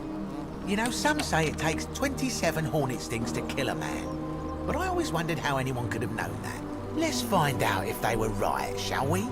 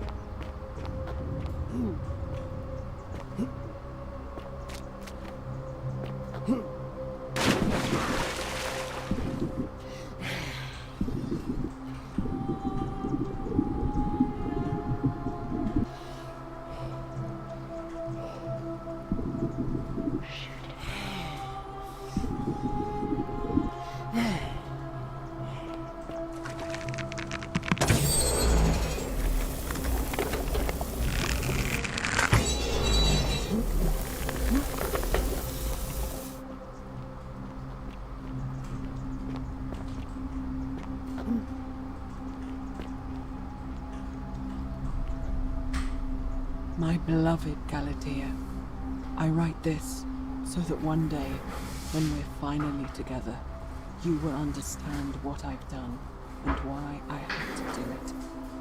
The others will call me mad or a monster, but I don't care what they think. Everything I'm doing here, I'm doing for you. I'll start at the beginning. Soon after my arrival here, as I walked down a corridor lined with golden statues, I thought I heard a whisper behind me, a rasp of air, as if vocal cords of metal strained to say a word or two. I tried to dismiss the idea, tried to concentrate on my work as the city's medic, but that tortured whisper haunted me.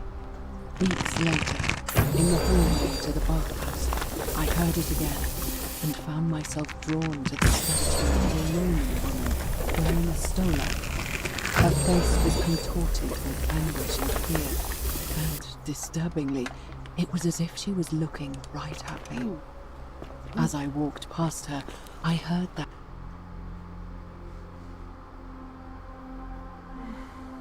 strained whisper again, and turning back, I discovered that even though I had moved, she was still looking right into my soul. That was when it dawned on me. This was no statue. This was a woman trapped within that golden prison. Naturally, I told the others, but when I could not reproduce the results of my experiment, they would not believe me. But from that moment on, I knew the full horror of this place. Immobilized within these statues are living human beings. It was that day, my love, that my heart broke.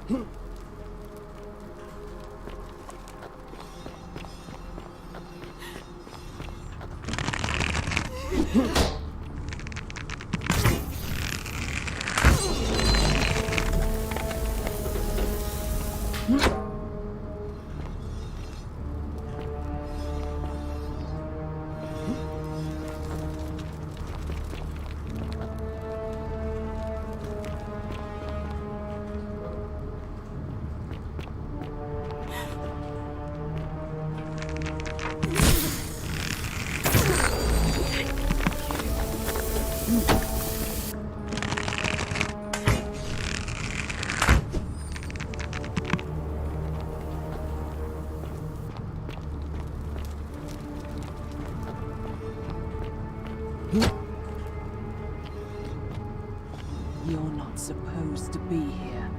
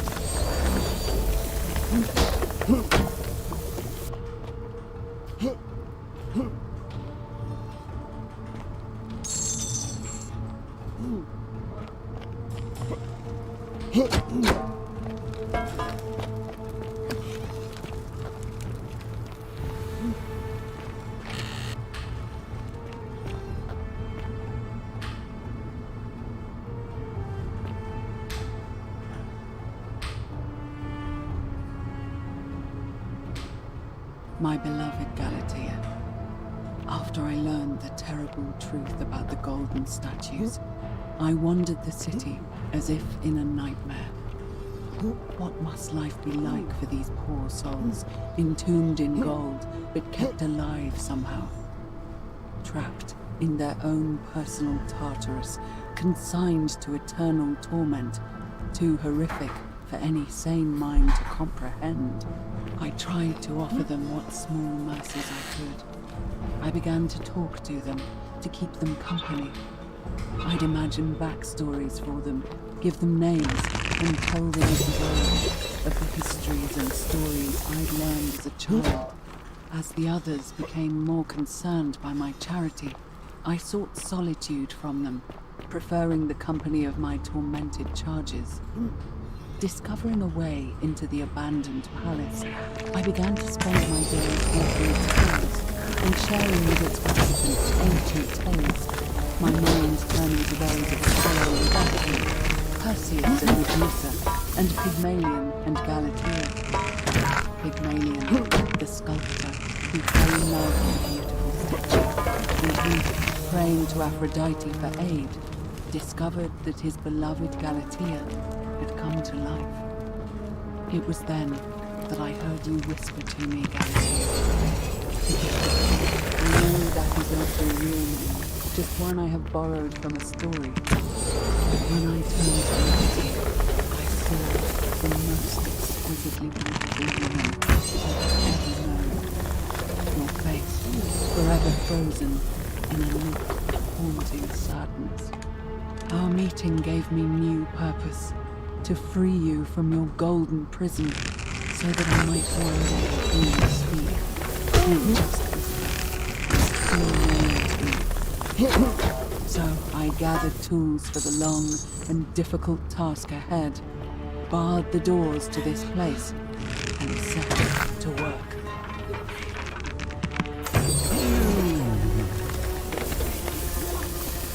Please. Kill. Kill me.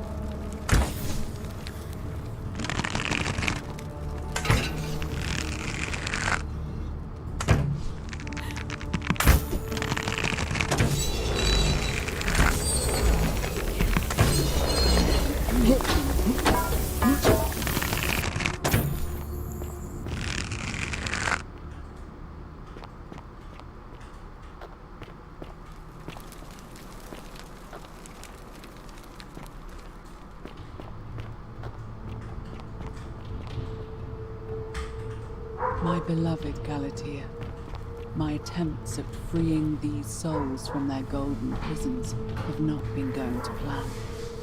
My first charge was a Greek woman who I called Iodame after the Athenian turned to stone by Medusa. Drilling through the gold that encased her, I was vindicated by the discovery that beneath half an inch of gold, which is so rigid it must be some kind of alloy, was living flesh. Unfortunately, this golden alloy seems to have fused with her skin, so removing it exposed the sinew and muscle beneath and appeared to cause her great pain. At first, I braced myself, expecting that inflicting such pain would break the golden rule, and yet, somehow, it did not. It seems whichever god is responsible for imprisoning these poor souls does not care about their suffering at all. They are forsaken. Undeterred, I pressed on, working late into the night, attempting to remove the golden layer that encased her as delicately as I could. Eventually, I was able to free most of her body, but when I released her from her restraints, her first act was to lunge for my throat, clawing at me with all her strength and those sharp metal talons. This was my thanks for trying to save her. Whatever possessed Iodame to attack, she was clearly not a suitable subject for my experiment, and I was forced to lock her inside an isolated wing of the palace and bar the door. As I continued working on others, I could hear her flailing and launching herself at the other side endlessly. Regrettably, my other experiments bore similar results, and after relocating a few times, most of the palace is now too dangerous to work in. Still, as much as my heart aches to know that you're suffering, I cannot risk attempting to ungild you yet. Not until I have perfected a method that will bring you back to me, whole in both mind and body, and ensuring your humanity is preserved. I promise you this. One day we will be together, even if I have to free every last statue in this god's forsaken place.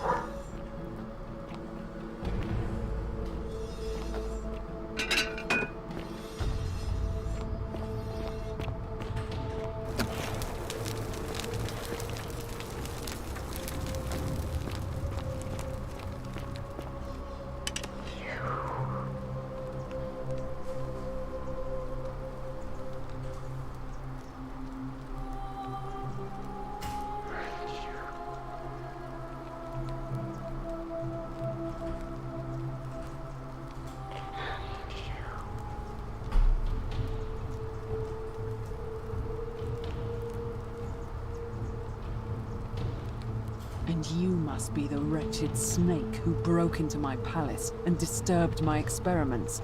And, worst of all, look at what you made me do to her. This never would have happened if you just stayed away. You're going to pay for that.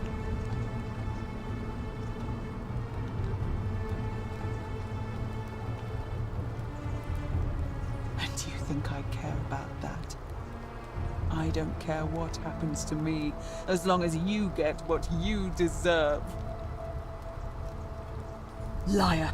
I locked and barred the gate. I left a message warning you all to leave me alone. I just wanted to do my experiments in peace, for her. And now look at her. You made me turn the most beautiful woman I've ever seen into this. Look at her. She's in agony. All I wanted was to spend my last moments with her, to see her beautiful face, to hear her speak freely, instead of in those cryptic whispers. But as soon as I began my work, she stopped whispering to me. And now I discover she started whispering to you instead. What's so special about you?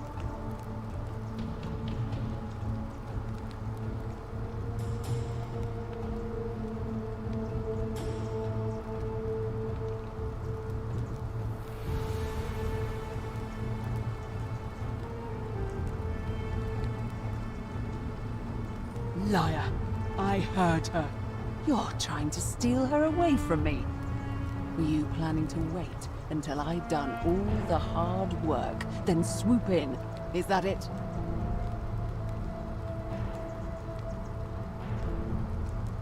Liar! You tried to steal her away from me, and now look what you made me do. Give me one good reason why I shouldn't peel you too. What? What are you talking about? Wait. So you're saying you weren't coming for us?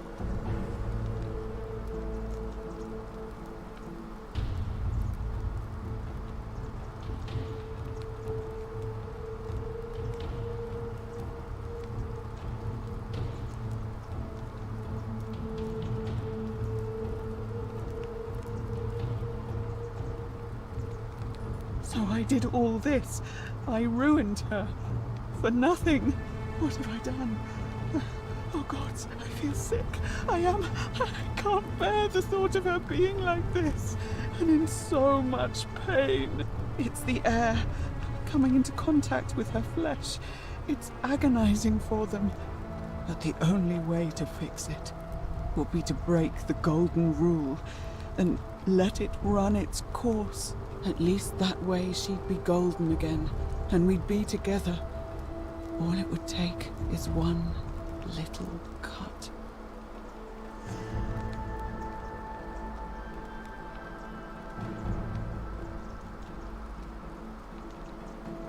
It's too late. There's nothing you can do.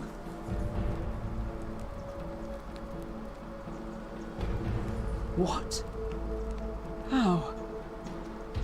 Really? I'm not sure I believe you. But if you can undo this mess, I imagine it would help Lucretia ease the suffering. But if you're lying to me, I'll break the golden rule and kill you. At least we'll...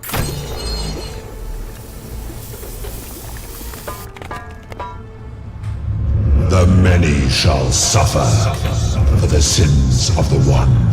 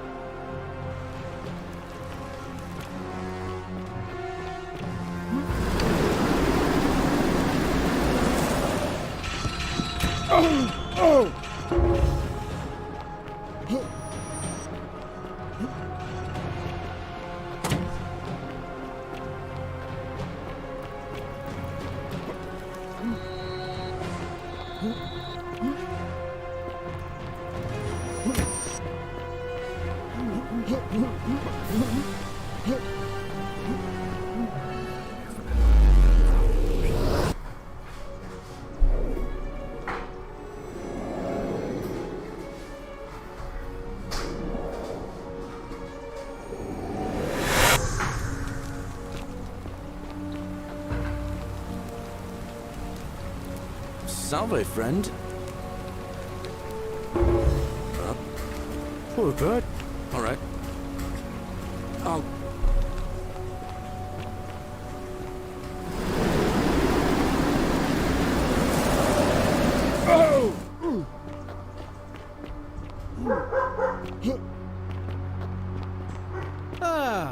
fellow traveler from a faraway land.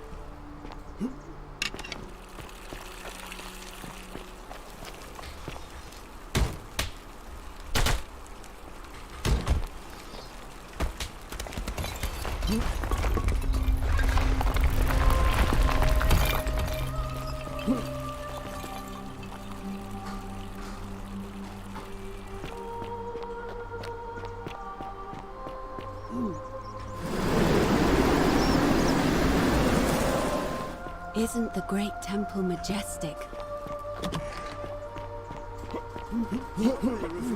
I hear your rheumatism has you so riled up you've been harassing Virgil. A golden bow, just like Apollo and Diana's. Business but mine. There's no need for that. Feeling all I right? wanted to give you this willow bark to help you treat it. That's a shame. Thanks a God. Finally, some relief after all this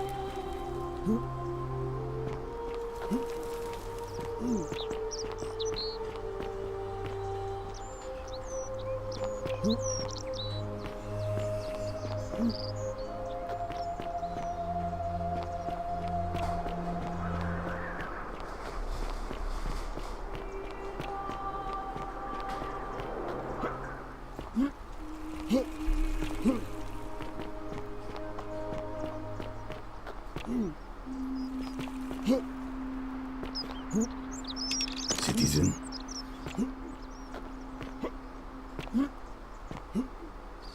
How'd you do? Hello there, friend. May I say, that is a glorious bow you're carrying. Do you mind if I ask where you acquired it?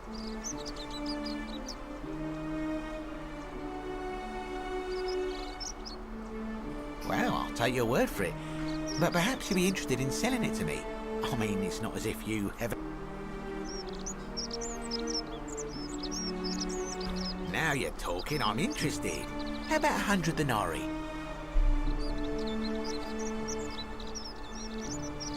Oh, that's a little excessive, don't you think? It's not the bow of Ulysses we're talking about. All right. But I'm going to need you to tell me before I pay up. Wait. Let's not be too hasty, friend. I just want a little assurance that I can trust you, that's all.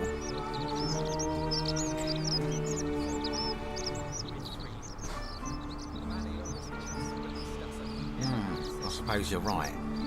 All right, you drive a hard bargain, but here's your money. Now, the location of that bow.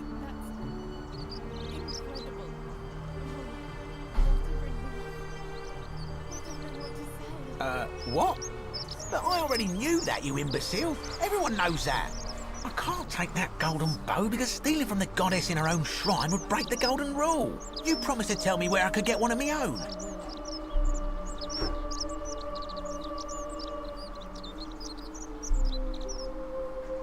What is this? Some kind of joke?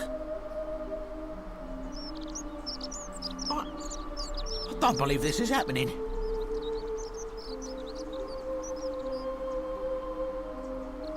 Don't even talk to me.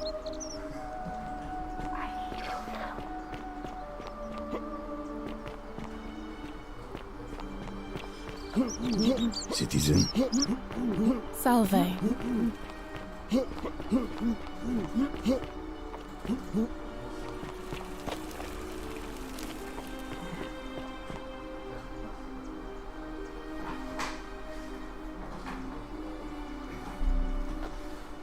Be careful who you trust.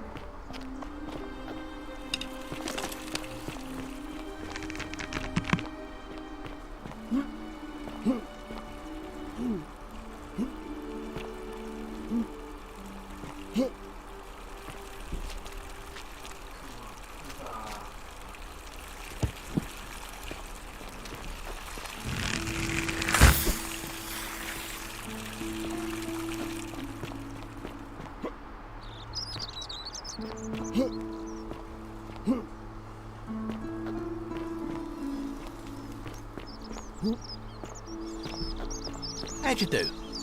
Don't even talk to me.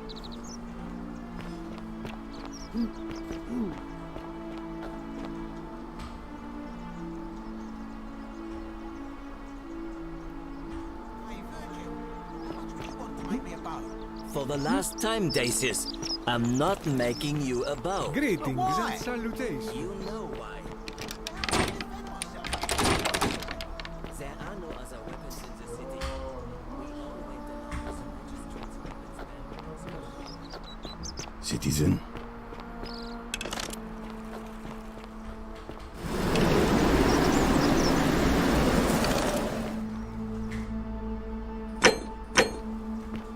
That's quite an impressive bow you have there. A new face.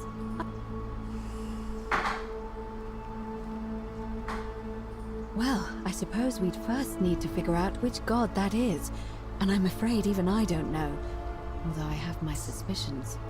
This might sound like a strange question, but please, humor me. How did you find your way here? Karen, you say? And nothing about that name seemed odd to you.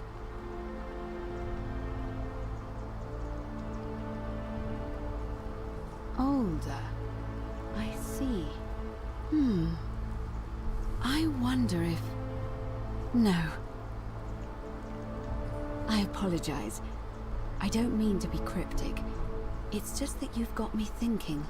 Have you spoken with any of the others about how they arrived here too? I really think you should. Go around and ask them what they remember and see if you notice any patterns. Good. I just don't want to see what happened to Livia happen to you too. You have? Then what is it?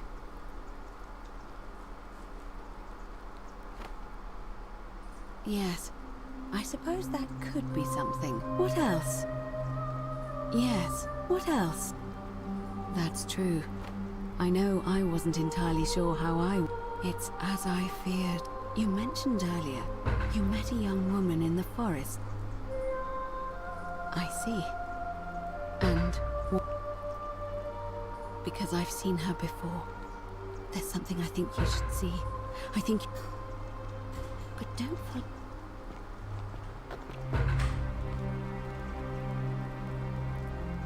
We'll talk in the bath.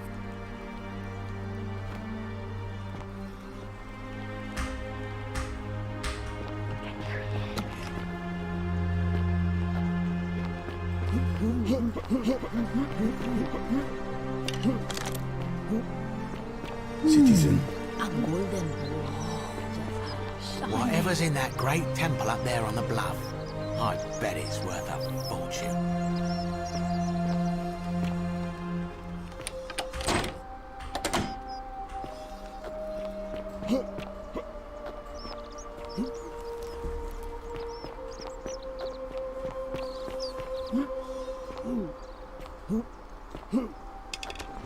Oh my!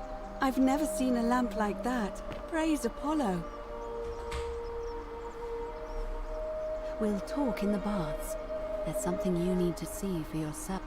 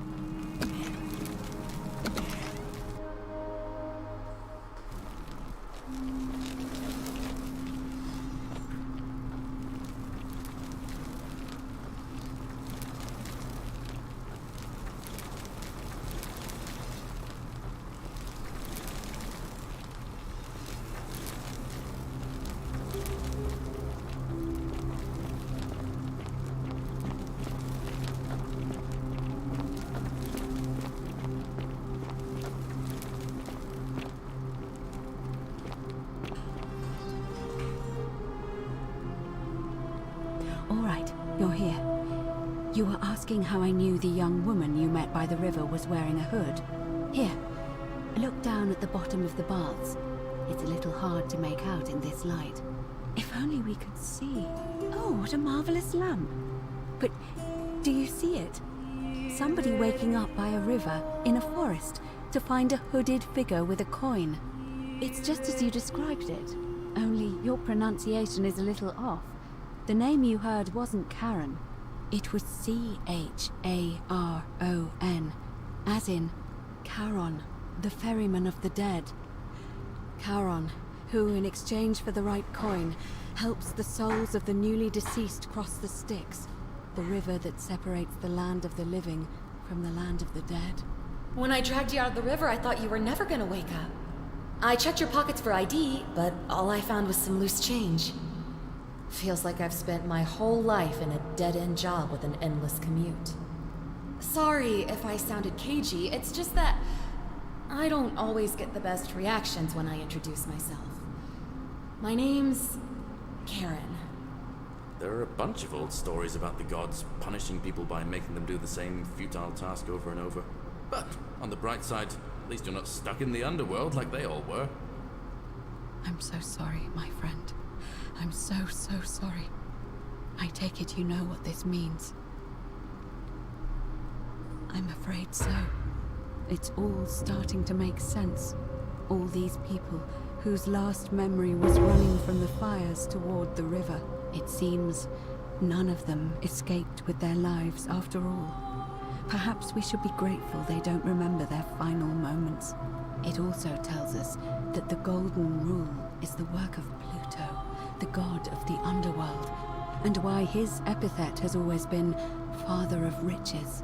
I know it's a lot to take in, and you look as if you have questions, so I'll try to answer them if I can. That was my first thought too. In the old stories, the underworld was where the souls of the deceased were taken. But it was also possible for the living to reach it without dying, if they were particularly fearless. So I'm afraid I don't know. Oh, I'm sorry. I keep forgetting you're not from here. If you were Roman, or even Greek, you would know these stories. Each of them is slightly different, whether the storyteller was Plato, Homer, Virgil, or Ovid. But they always involved the souls of the dead meeting a grim ferryman named Charon on the bank of a river. It was said that he'd help the new arrival cross, only if they could pay him with a coin, an obol. That's why it was once our custom to bury our loved ones with a coin in their mouths. Charon's obol, we called it. Of course, an obol was a kind of Greek coin, because we inherited this knowledge from the Greeks.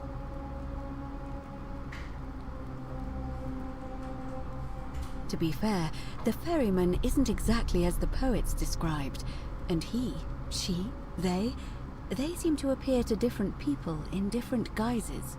You say you saw a young woman named Karen with a hood, and I once heard Kabash mention a stranger in a ram headdress named Kerti, and Rufius described meeting a stranger named Kumut Tabal wearing an eagle headdress. But whatever form this stranger took, they were always wearing a hood of some sort, and their name always began with a K sound. I suspect the only way you'll solve this riddle is if your paths cross again.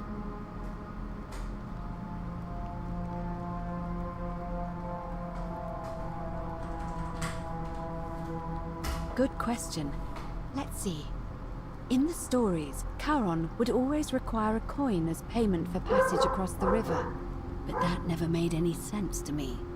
What does an ancient immortal being need with coins? In our case, it seems Charon didn't take the coins we had. He or she merely checked we had one in our possession. So, maybe there's something special about the coins each of us had on us. That might explain why we wound up here, but so many others did not. No. I mean, I had my suspicions, especially after Livia's ramblings, but I would never have figured it out without your help, I promise you. Now that we know where we are, we have to figure out what to do about it, if we don't want to be cast into gold for eternity. We don't have much to go on, except the old stories. I remember 4 in particular about heroes in the underworld. Hercules, the demigod and son of Jupiter. Orpheus, a Thracian poet. Sisyphus, a king of Ephyra. And Aeneas, a Trojan hero. Hercules was able to leave the underworld because he cowed its god with his strength. Sisyphus and Orpheus both relied on their wits instead. They persuaded the goddess of the underworld, Proserpina, to help them escape. And finally, Aeneas was able to escape with the help of a spirit guide, who led him through a secret gate. So it seems you have 2 options: to confront the god of the underworld head-on, or find a way to escape with the help of Proserpina or some other guide. It's a reasonable question, but the problem is, this place is fairly well designed to keep us here. There's no way to climb up the shaft. And even if you could build a ladder big enough, just trying it would break the golden rule.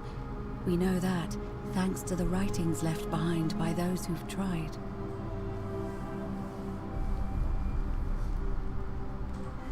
All Romans try to avoid saying it, and the reason is quite simple. He might hear us. You may refer to him as Pluto, if you wish, but you'll only be calling attention to yourself. Do so at your own peril. Shh! Is everyone so blunt where you're from? Oh.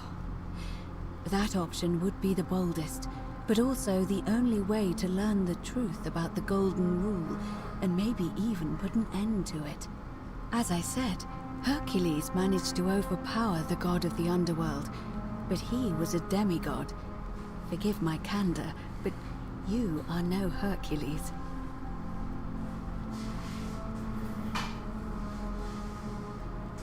Are you telling me that you can?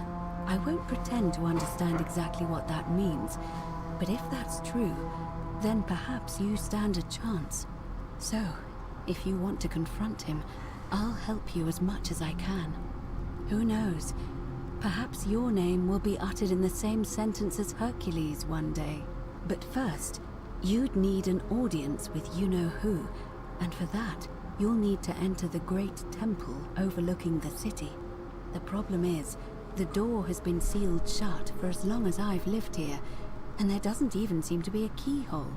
I suspect the answer lies in the desecrated obelisk in front of it. I'm not sure if you noticed, but there are 4 plaques missing from its base. It looks as though somebody, or a series of somebodies, forcibly removed them, and in doing so, dishonored and angered our divine keeper. If you could recover and replace all 4 of those missing plaques, I imagine he might be willing to receive an audience again.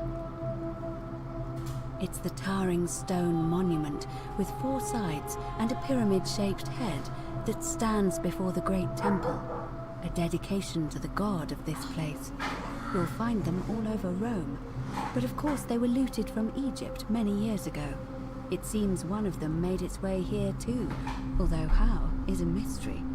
However, this one is unusual in that each of the 4 sides is decorated in a different style: Roman, Greek, Egyptian, and another I don't recognize. That means you'll need to recover 4 different plaques: Roman, Greek, Egyptian, and a 4th, a mystery plaque. I don't know. But perhaps you should begin your search with the local Greek fellow, Georgius. His store is in the forum. Perhaps Kabash, our Egyptian resident, will be able to tell us. Unfortunately, he disappeared weeks ago. But I did hear Aurelia is peddling rumors about him at the tavern, so perhaps you could talk to her, or just take a... I'm afraid you're on your own with that one, but perhaps finding the other 3 will illuminate... As I mentioned, both Orpheus and Sisyphus were said to have persuaded Proserpina to help them escape, and Aeneas was guided to the exit. The problem is, those are the stories of a poet, a self-aggrandizing king, and a brawler about their own heroic deeds, so they should be... First, Proserpina. What we do know about her is, it's said, the god of the underworld abducted and dragged her here against her will, forcing her into marriage.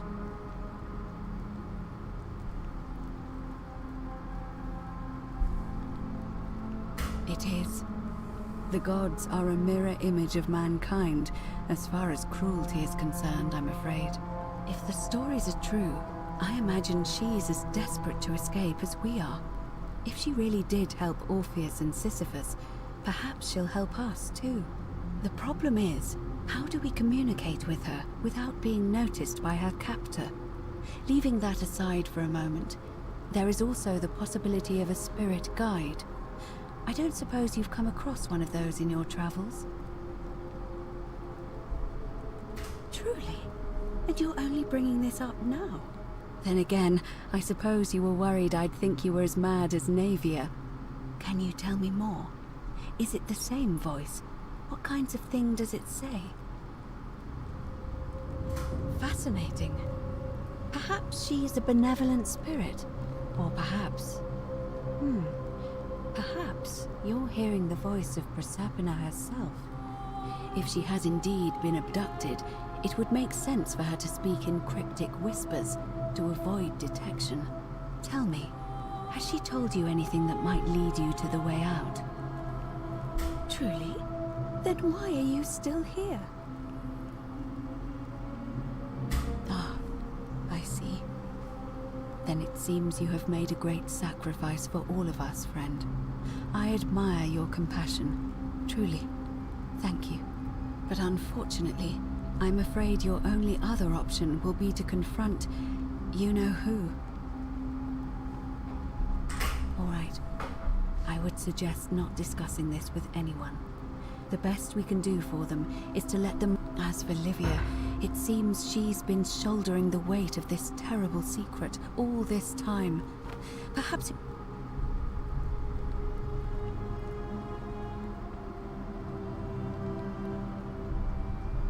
In any case, Mayford...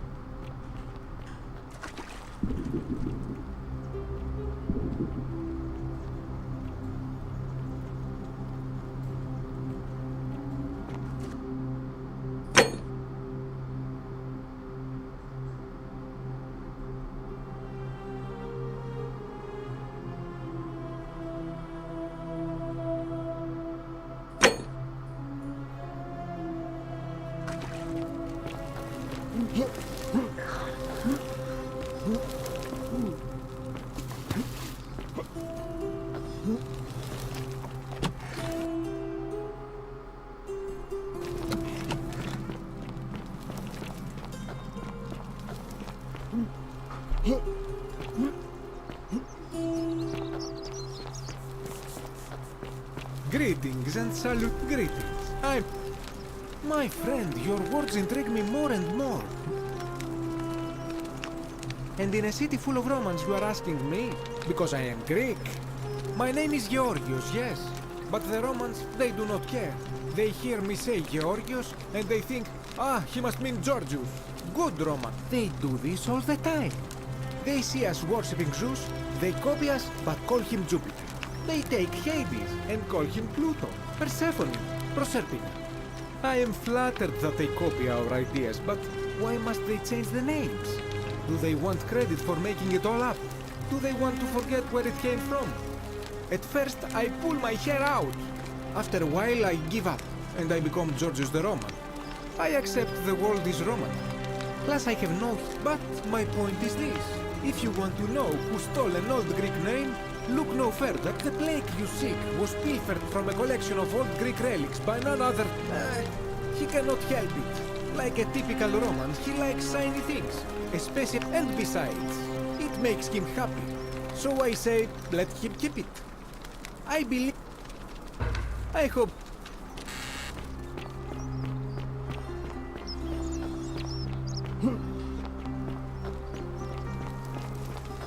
Hello? Hello? Do you like it? It's shiny, innit? But if I gave it...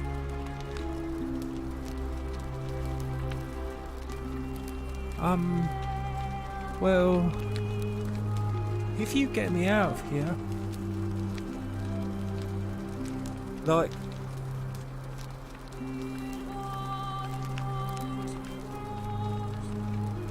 I don't think he... Yeah.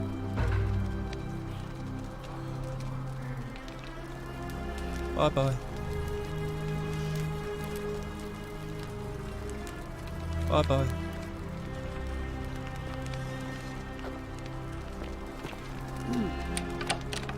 Hello. Do you like... But...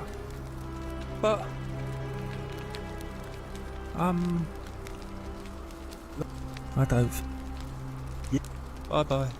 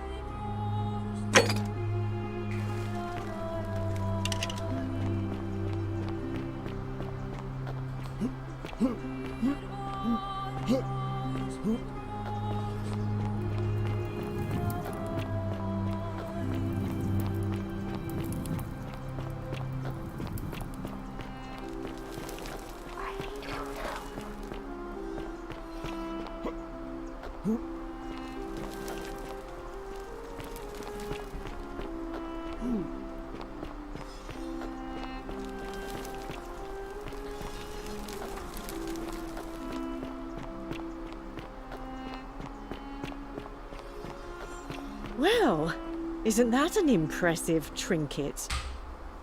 Oh, you're... And, there's a...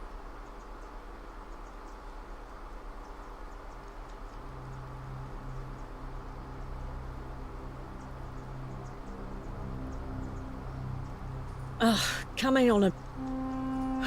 Let's just... Not for a few weeks now. Last time I saw him, he was sitting at a table with Georgius.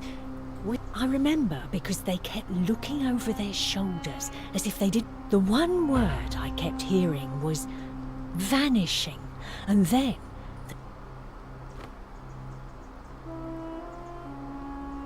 All right, see ya.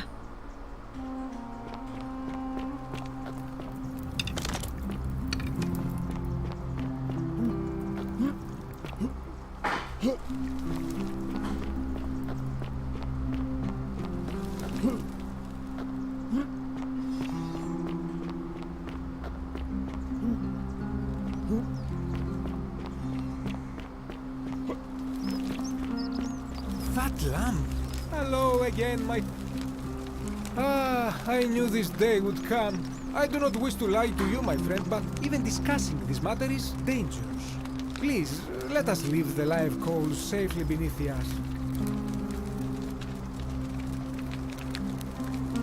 Very well, but the magistrate would not look kindly upon this, so please keep it to yourself. For several months now, I have been sneaking out at night to worship the gods of my ancestors in the temple of Demeter. Each day, I leave offerings of food in the hope that we may have a bountiful harvest, and yet the next day when I return, the food is missing. The offering, it is symbolic, you see. It is never eaten, so I ask, who or what is devouring the food in this temple? Stranger still. Once I sat in front of my shop like the 100-eyed Argus until dawn to see if I could spot a thief going in. But do you know what I saw? Nothing! Nobody entered. And yet when I went to take a look, my offering was gone. It is bizarre, is it not? When I told my friend Kabash of this at the tavern, he offered to help investigate. He went in, and to my dismay, he was never seen again. I do not think you should pursue this, my friend. It would break my heart to be responsible for two people, but you do not strike me as a kind of person to be deterred by such warnings.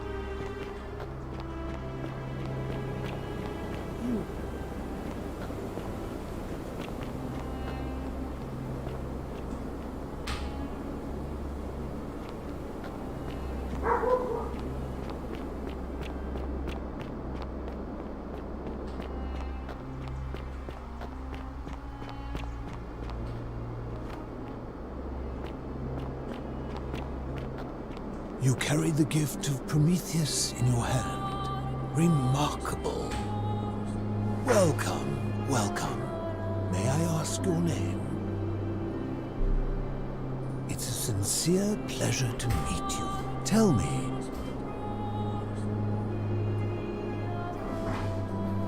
Ah, yes, that cursed thing. I will tell you everything I know, but first, a request. I have been... The one thing I long for above all else before I die is a good philosophical... Let us find out with this simple question. Have you deduced the name of the god responsible for the Golden Rule? Excellent. I see you are indeed quite astute. Very few come to that realization before their time in the sun is over. Now, will you join me in a friendly Socratic dialogue? Good enough for me. Now, let me begin with a question.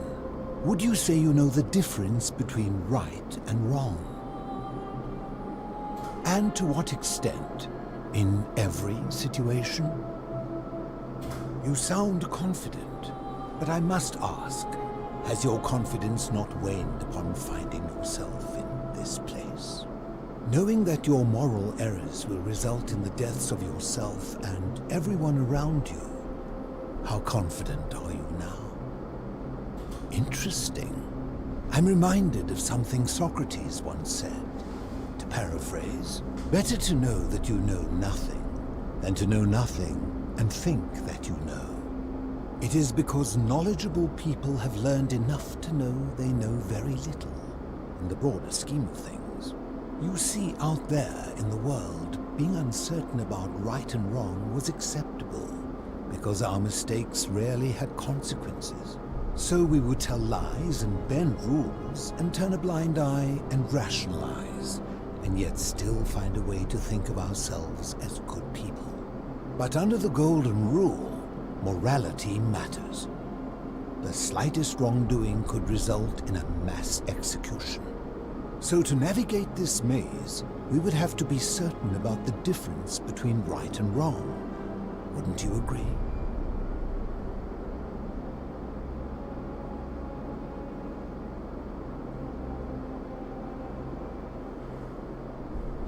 That is an excellent question, and it leads directly to my next line of inquiry. So let me ask you this. Is there one system of morality which is always perfectly correct, which you could follow in every situation and always do the right thing? Let me guess. Is it yours? Ah, so you think of all the thousands of competing morality systems that exist. All of them were wrong, except yours, which is always perfectly correct. And you can follow that system in all situations, because there is only ever one possible interpretation. I honestly can't tell if you're seeking to frustrate me, or if you genuinely believe what you're saying. Then you are an absolutist. I can teach you nothing because your mind is closed. And you can teach me nothing because your position is irrational. Leave this place. There is nothing more for us to discuss.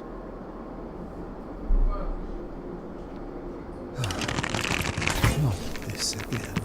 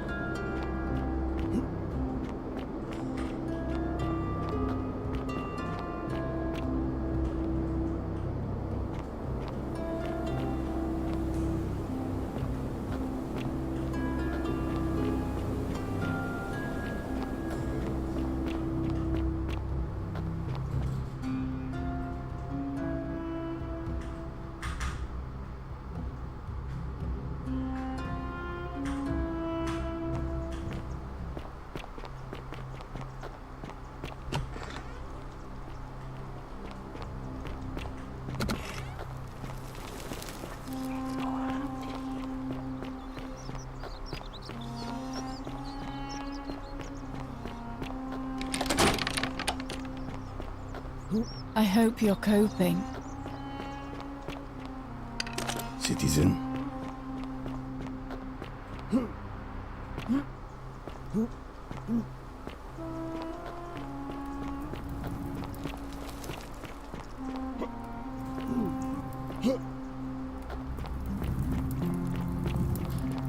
You, Sisyphus, attack or pursue the stone, it always returns.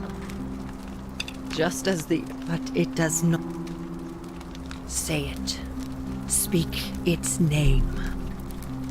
Then it is true. I was right.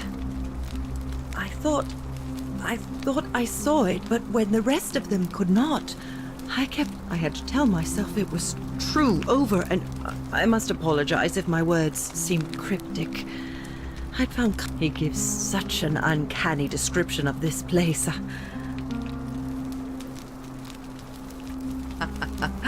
I understand. Such things are not for everyone. And now we share a secret.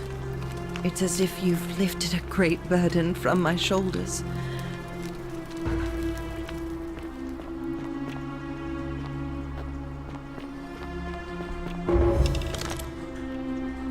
Sturgis!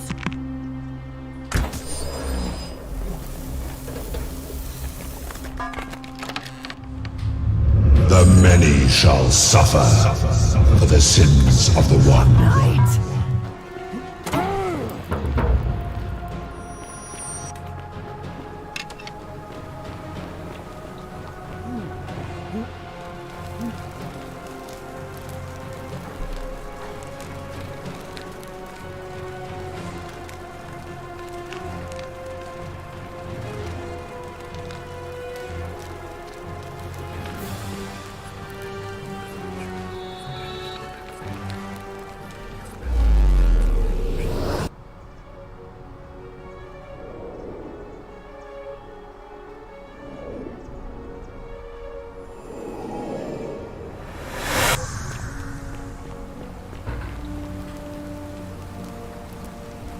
Salve. Oh. You put. Alright. Oh.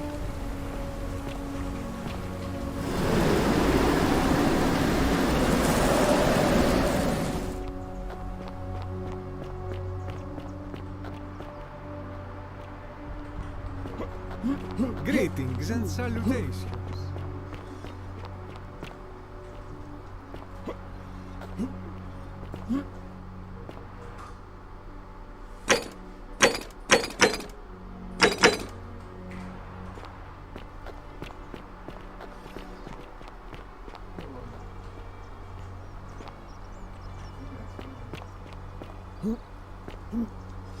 How'd you do? Hello there.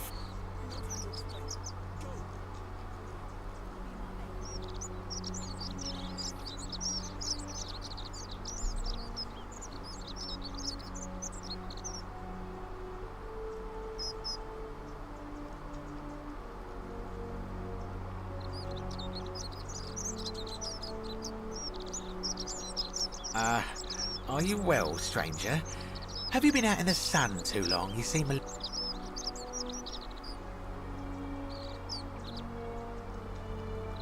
Malleolus. Very well. No time to explain. I'm supposed to give you the Sylphium resin for Yulia.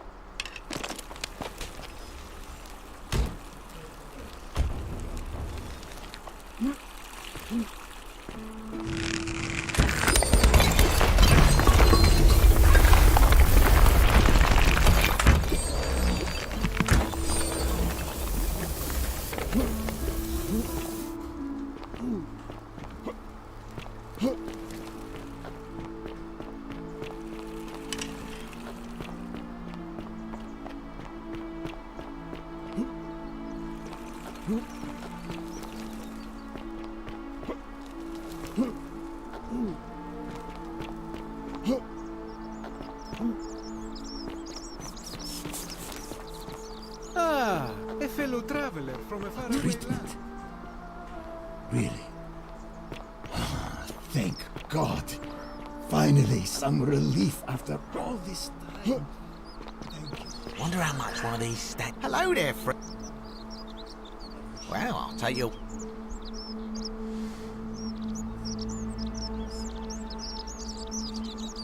Now you're talking, I'm interested. Oh, that... All right.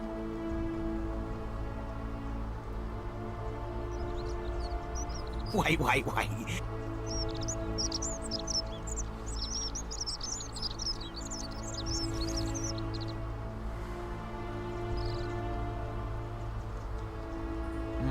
I suppose you're right. Here's your money. Now, the location...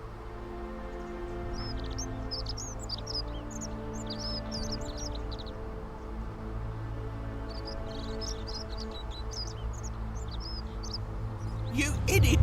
The many shall suffer for the sins of the one.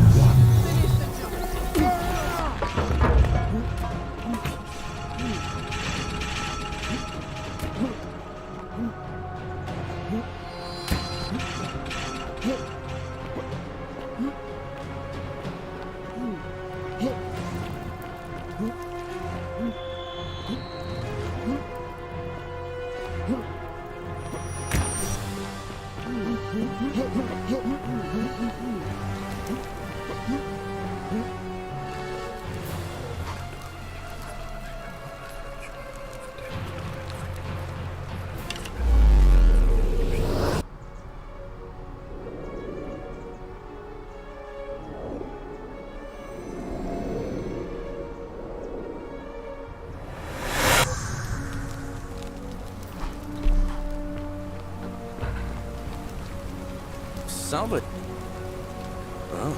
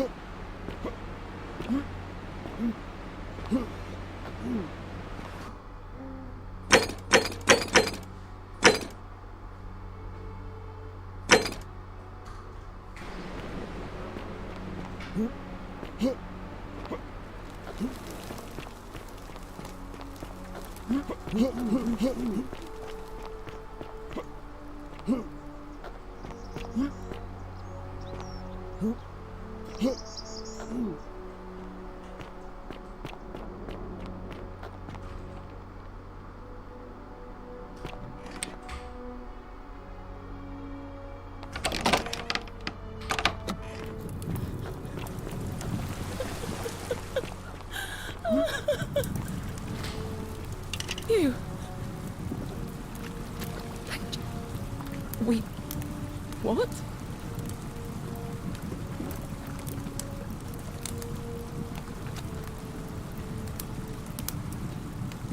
It's no you. You're.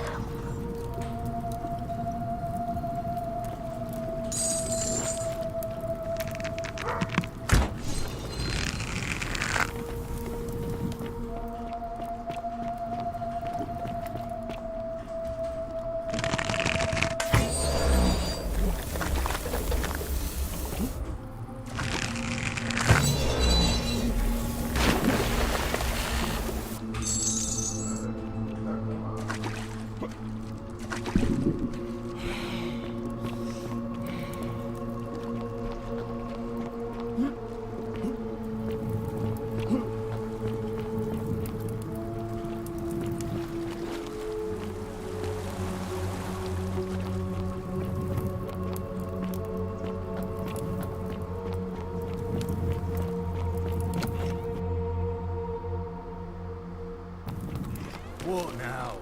I have a message.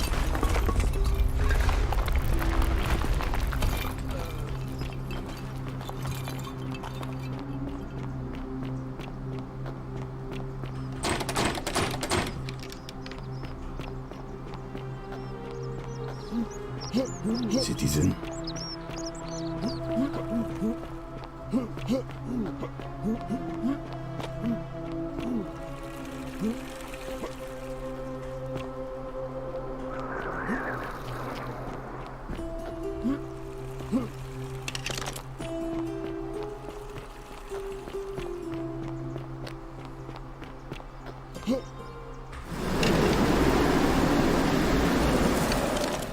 Ave.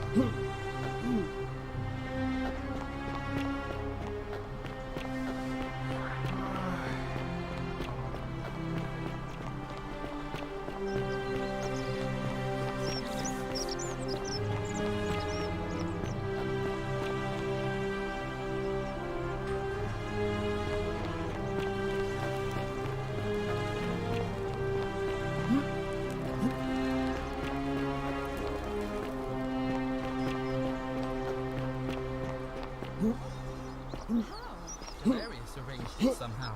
Really? That's incredible.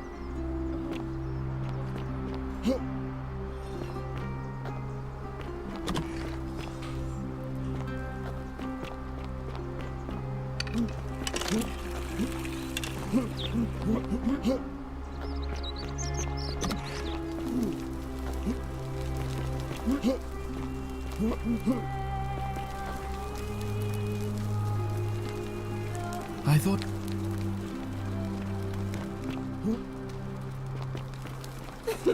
Whatever are you wearing? All weapons are to be tossed into the chasm. Don't believe a word they tell you.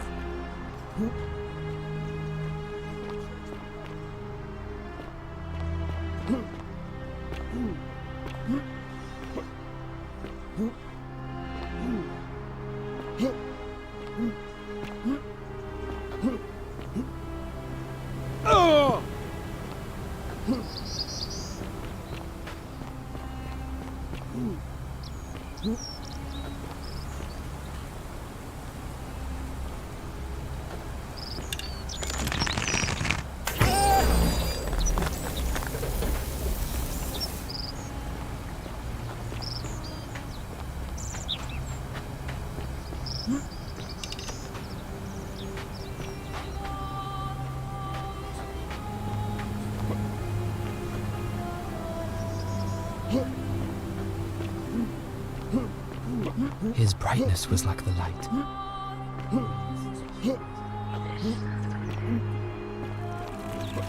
That's some lamp. I'd like to nominate myself, if that's all right.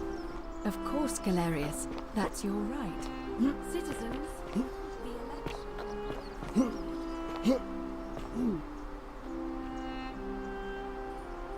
How it... Oh.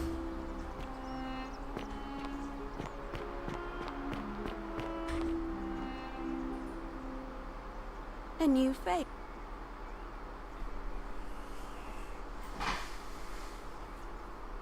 It must be completed. It'll be... Why do you... As I... Very...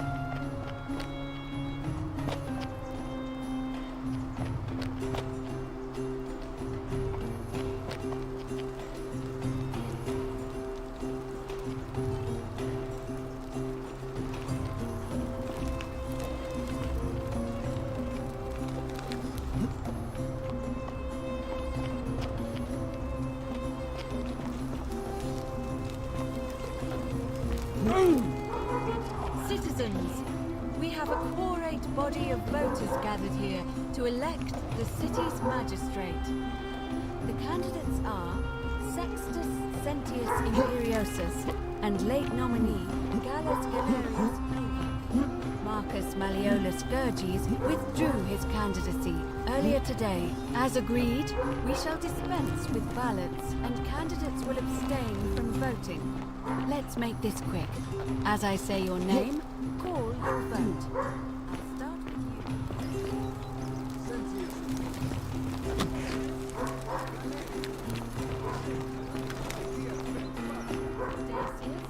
Sentius. Virgil. The man who put a stop to the threats I've been receiving. Galerius, the man who saved my life. Rufius. The man who treated my rheumatism. Galerius. New magistrate is Gallus Galerius Helva. What? It has been decided. Magistrate Galerius, would you like to make a brief address? I just want to say, this isn't something I ever wanted. Now that you put your trust in me, I'm going to do everything I can not to let you down. I'll need some time to put together a list of the changes I want to make around here. But I promise you, there will be changes. My first order is that Dooley is to be freed. Horatius, release him from his cell immediately. Please.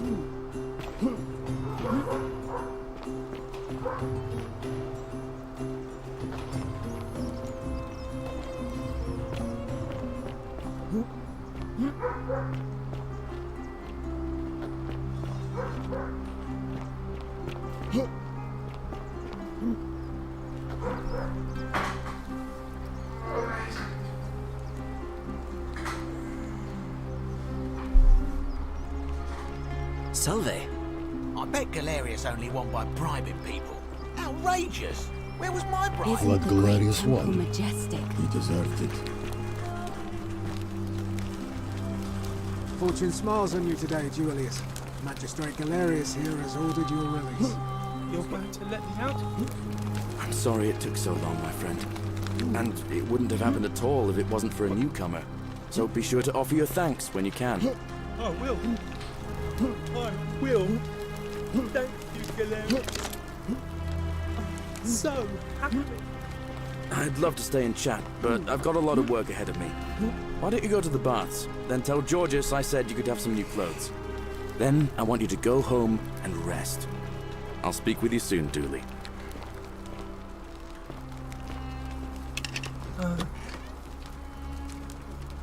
Oh, thank you.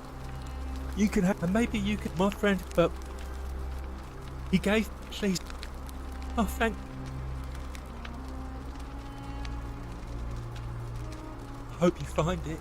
Oh, maybe it is treasure.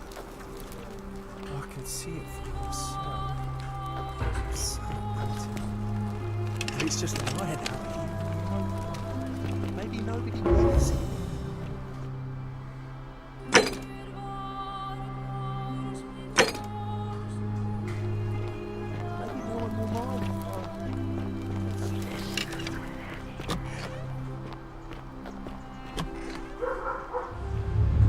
The many shall suffer for the sins of the one.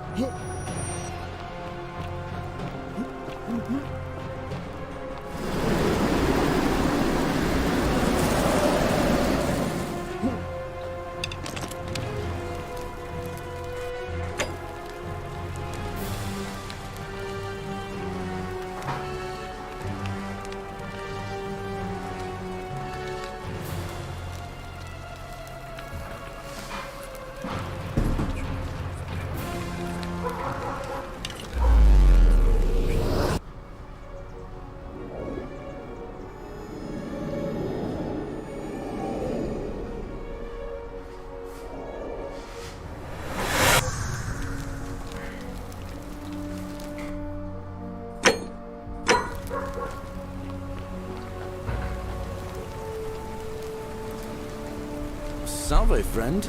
mind telling me who you are and what you're doing with that bow on your back? What? That's a big... I doubt...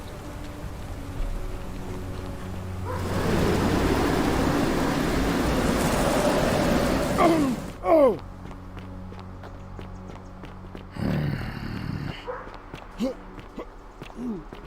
Ah, a fellow traveler from a faraway land.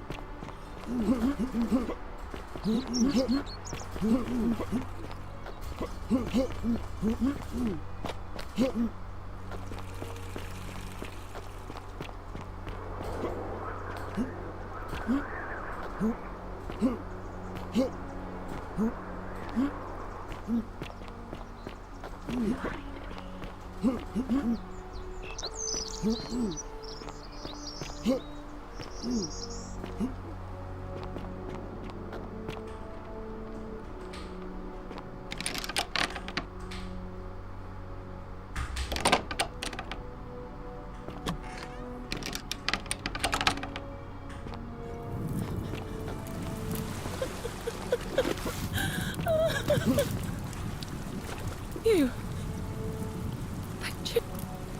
We.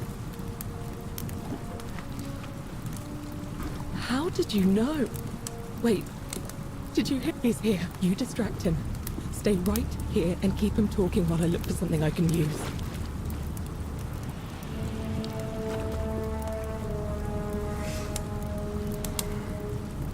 What did you do with Scintilla? Where is she? So that is how it's going to be. So, you discovered my secret. So what? What are you going to do about it? Do you really think you can take on a Decurion with that flimsy little... Who? Scintilla? Where is she? I'm right here, Father.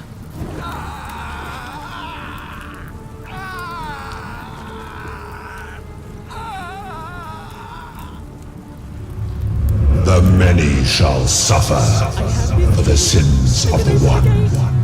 Come on! We have to go! The others should be right behind us! Hey!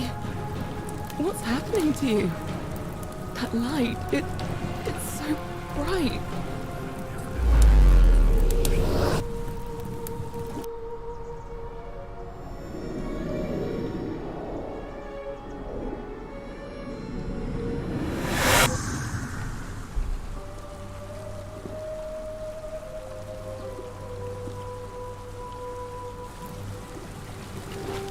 Well, you described it's.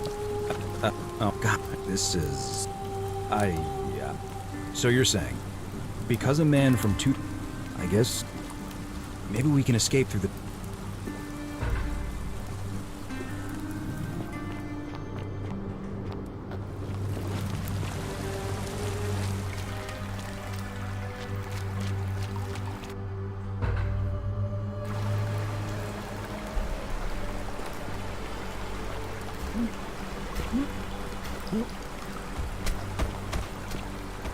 I'm gonna.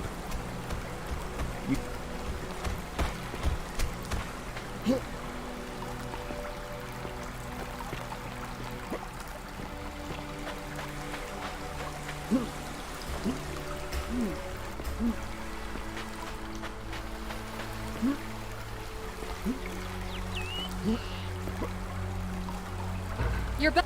Why don't you? Ah, I see. I thought you might. Well, now you know. I suppose you have questions. You can just call me Carol, if you like. I am sorry I was not completely honest with you when we first met. I do not enjoy deceiving people. Believe me, I do not. But I have learned, from 5,000 years of experience, that most people find comfort in familiarity, in gradual change, and coming to see the truth in their own time. That you died, of course.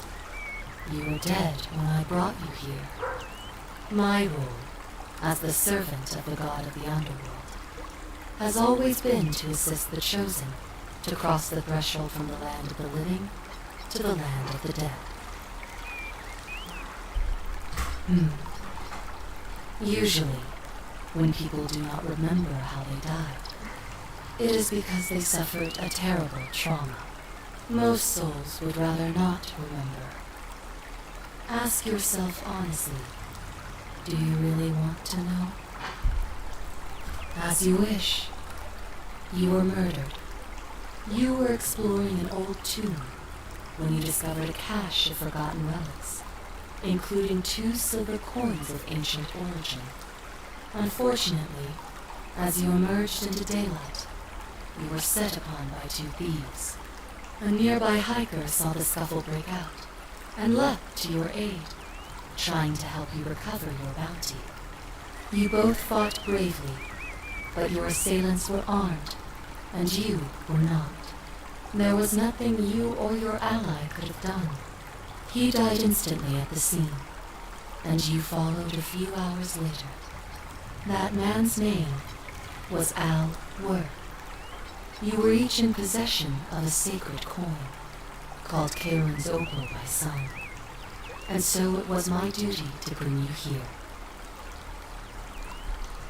Perhaps you have heard the tales of the Greeks and Romans burying their dead with a coin in their mouths to pay the ferry. Well, those stories contained a seed of truth. A long time ago, my master created 1,000 silver coins. My orders were simple. Whenever a person died in possession of a coin, that is a question you would have to ask him, if that were still possible. In life, I am just his servant. Only now, I find myself bereft of purpose. You see, the coins on you and Al were the last of the 1,000 in existence. There is nobody else to ferry here. Nobody to keep you company. After 5,000 years, the underworld has finally run its course. I see no point in keeping you here. But I have to ask one thing. That you keep this to yourself. Look! Here comes Al now. Al! It's so good to see you. You were gone so long I thought I'd never see you again. Kinda lost track of time in there. You wouldn't believe what we found. The ruins of a long-forgotten city. And there was a tablet describing an event 2,000 years ago. Supposedly, the city was destroyed when a woman murdered a tyrant with the help of, well, my new friend here. I know how crazy that sounds. Maybe not that crazy. That woman. How could you... She left a tablet of her own. Here, take a look. I don't know what became of you, or if you'll ever read this, but Octavia, Lucretia, Horatius, Equitia and I will never forget you, or what you did for us. It pains us that so many of our dear friends were not so fortunate, including Ulpius and Galerius, who heroically tried to rescue Dooley, but never made it back. But there is no point dwelling on what might have been. All we can do is take this gift you've given us, and try to show others the same... Sounds like you meant a lot to her. You two look exhausted. Sounds good to me. And you? Are you ready to go home?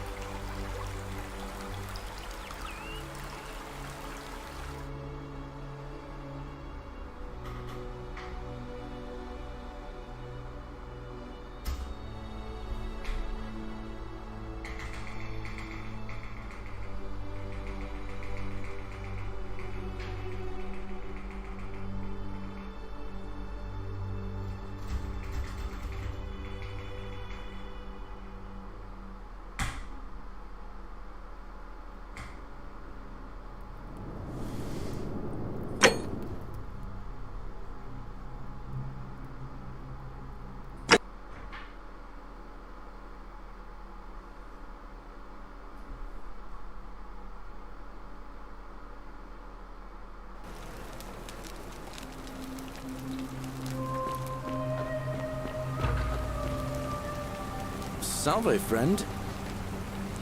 Oh. I'll go.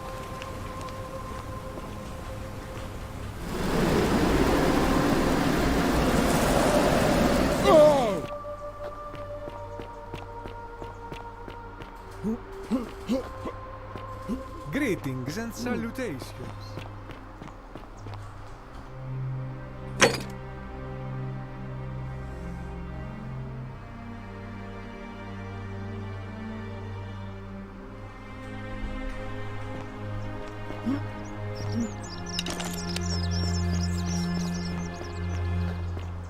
Fabia, listen. There's trouble. Maker coming into the city.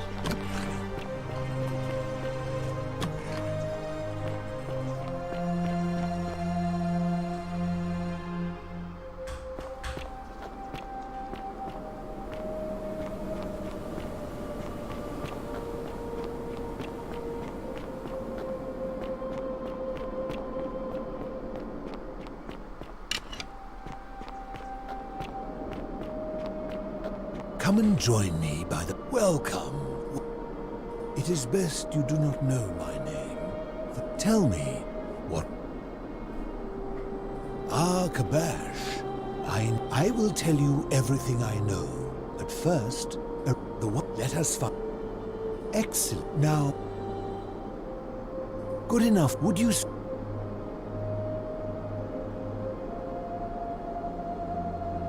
You are an over... But if you... Well, that's... You see... So... But under... So...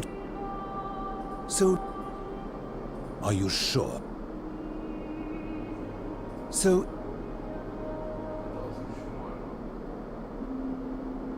Ah...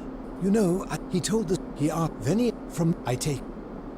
Then let me ask you, would you still maintain that within such a...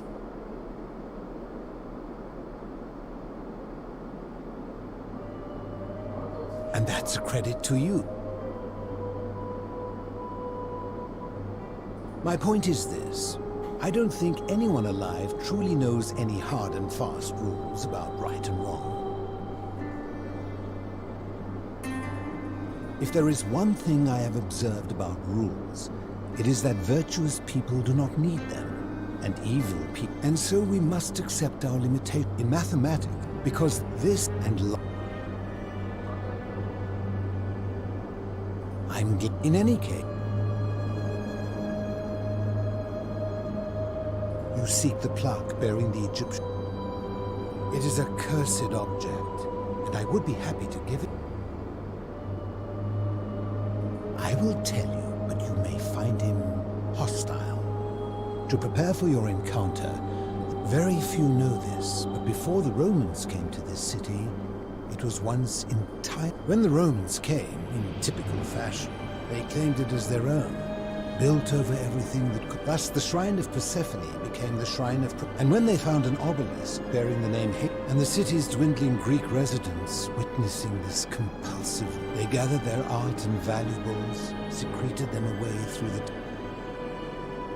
However, an even older plaque bearing an Egyptian inscription. We had no idea. As a result, we extended the tunnel so far that suddenly it made sense why there was an...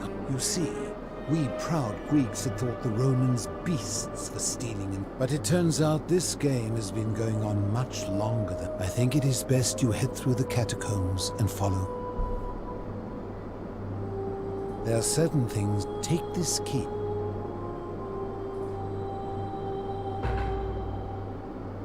I enjoyed our chat.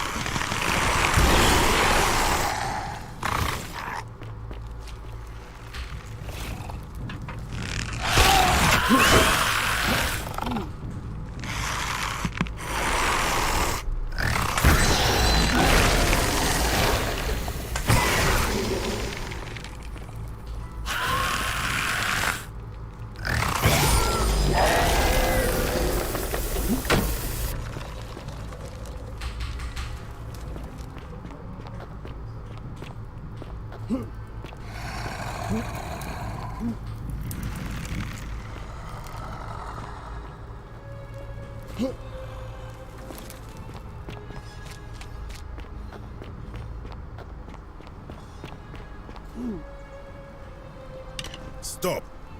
Do not come any closer. I am Kaba. And let me guess, another Greco-Roman.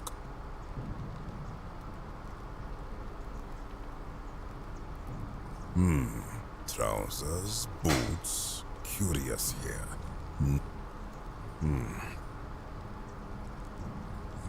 That is welcome news. I was planning to return it myself. Here, take it, and... Now, as for the other plaque. Indeed, I have it right here. I stumbled across a collection of dusty curiosities while searching for a place to hide from the hungry children of Amit, and there it was. You may not. In fact, I am about to destroy it. Because it speaks a treacherous, blasphemous lie. I will tell you, but first, do you know what this place is? Indeed, and I see you know our history. This is the Duat. See what has become of it. I have been down here for weeks, piecing together its story. And here is what I have learned. As Egypt declined and the Greeks had their turn to flourish, their souls came here in great numbers.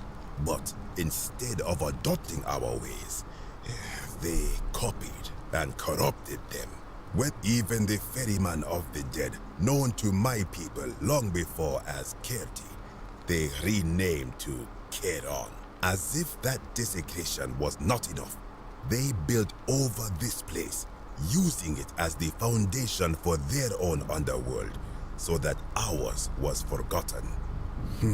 My only solace is that the Greeks then suffered the same fate when the Romans rose to power, renaming Hades to Pluto, and the cycle began anew.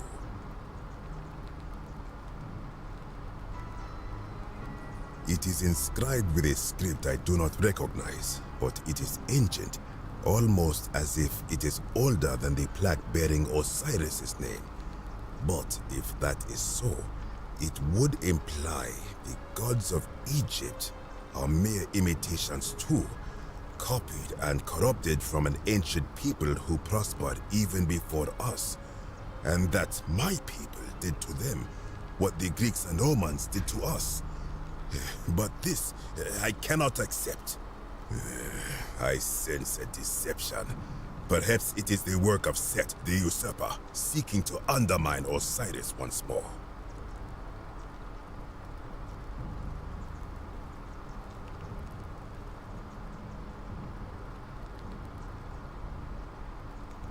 You will never know. This work of sacrilege must be destroyed, thrown into the black abyss below in Osiris's name.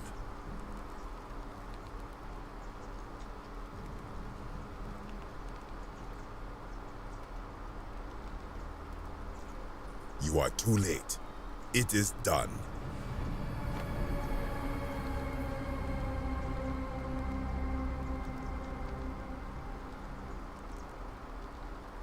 You would plunge into the depths of the Duat with no way back up. Madness.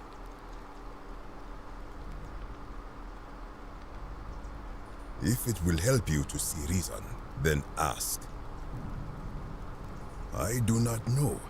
What could possibly lie beneath the underworld? Perhaps it is infinite darkness. All I know is it...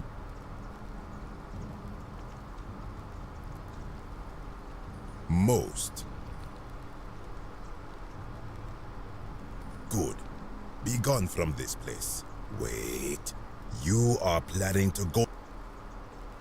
You would plunge into the depth. We shall see.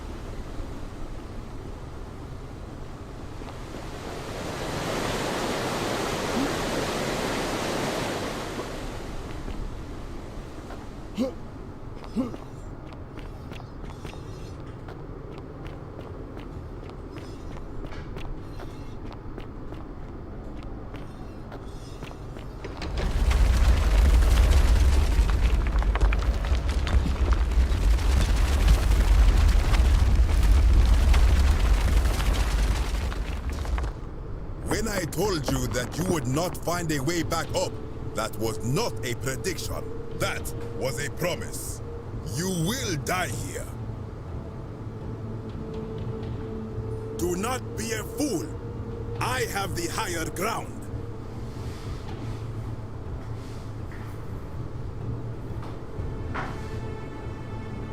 Ha, good. I welcome it.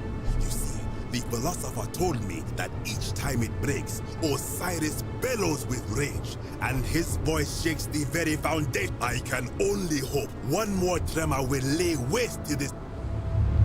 The many shall suffer for the sins of the one.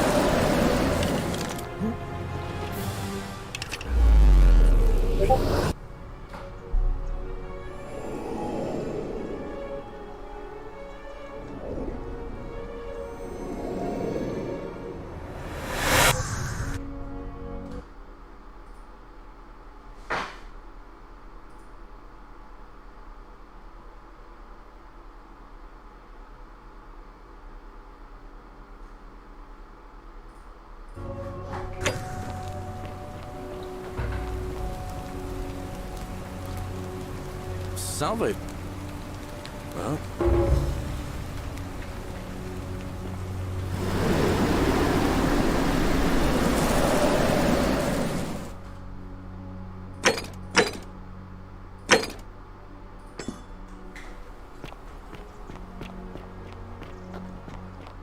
Greetings and salutations.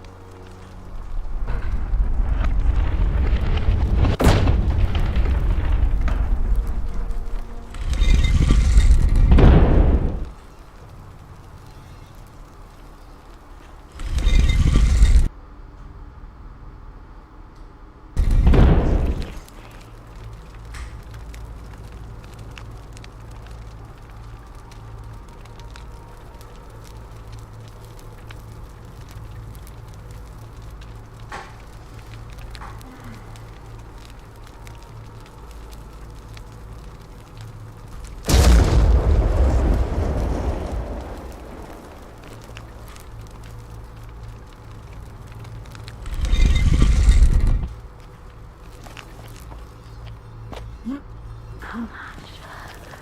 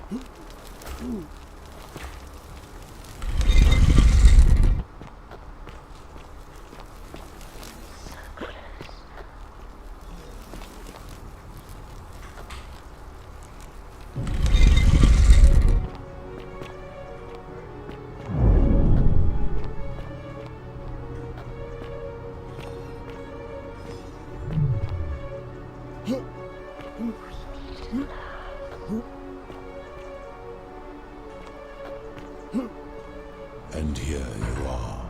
Allow me to introduce myself. As you have already gathered, I've been known by many names. Nergal to the Sumerians, Osiris to the Egyptians, Hades to the Greeks, and Pluto to the Romans. But the one constant through it all has been my title, God of the Underworld. And I've been watching you with curiosity, mortal, ever since your arrival. You are unlike the others, aren't you? And what is more, you carry a weapon that was never intended for mortals to wield, and you do it so brazenly that there will be time for your reckoning later. First, as a reward for undoing the desecration of my obelisk, I will allow you to satisfy your curiosity. Ask what you will. It has come to be known simply as the Underworld, and it exists because of a wager I made long ago. That is a long story, one that began over 3,000 years ago and continues to this day. You see, long ago my kin and I set out from our home on Elysium to search for other forms of life among the stars. We discovered your planet and witnessed your kind evolving from primates into something lawless and barbaric. You all but destroyed yourselves, your 2 short lives being extinguished by violence and ignorance and disease. Yet Proserpina saw raw potential in you, persuaded the rest of us it would be squandered without our intervention and stewardship. So we revealed ourselves to your people in a place called Sumer. We offered guidance in agriculture, toolcraft, and law, and you called us gods.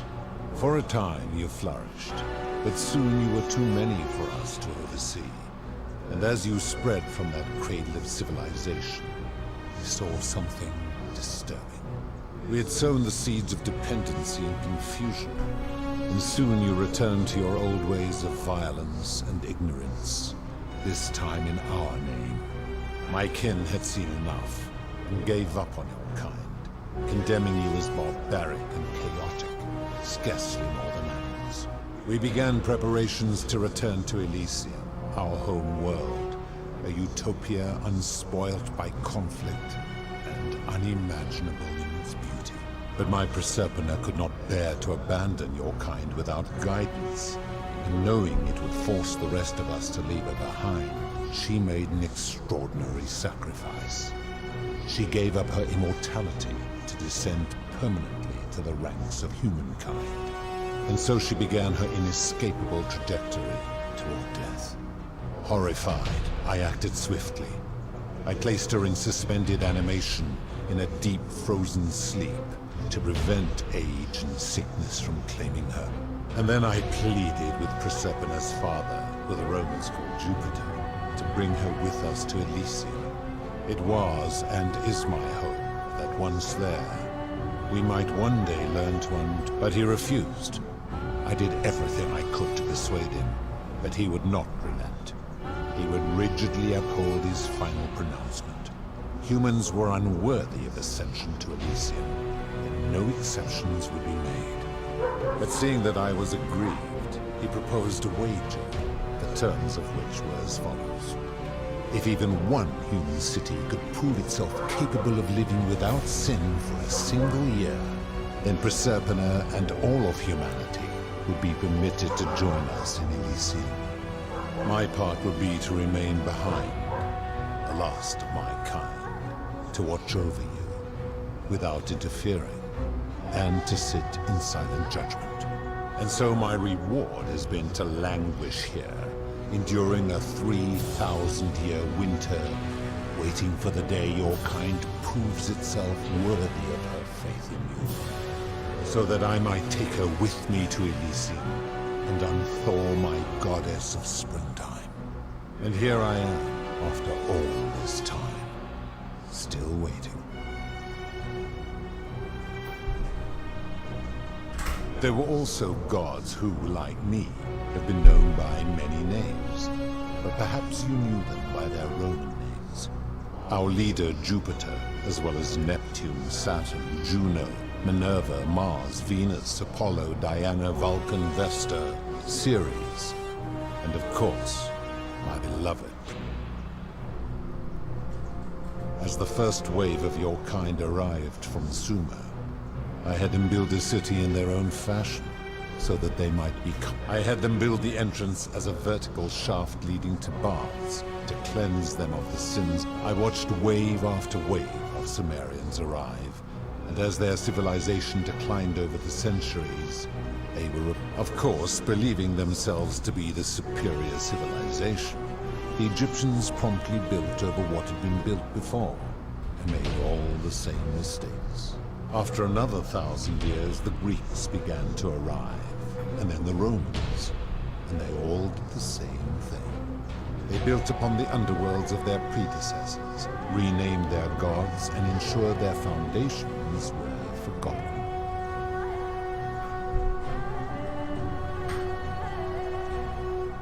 It is a regrettable story. One of the first men to be rid of him, I returned him to his people, on the condition that my servant erased it, but the erasure did not take completely. His tales were committed to writing. Later, their book, then the warrior, and so, of course. That is merely the name your people have given to it, but yes, it is my duty.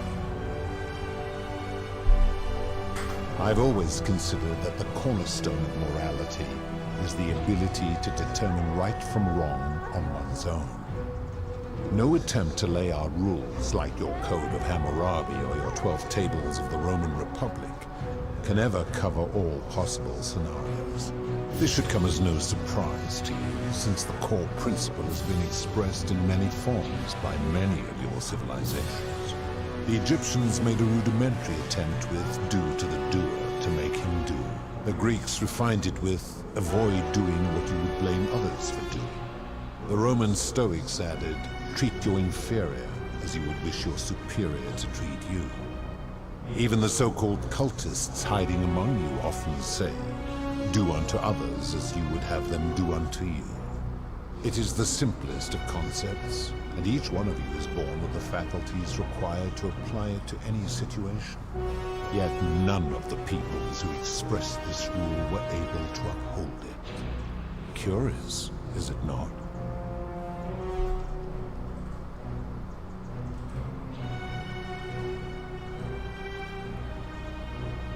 Enough. You clearly know nothing.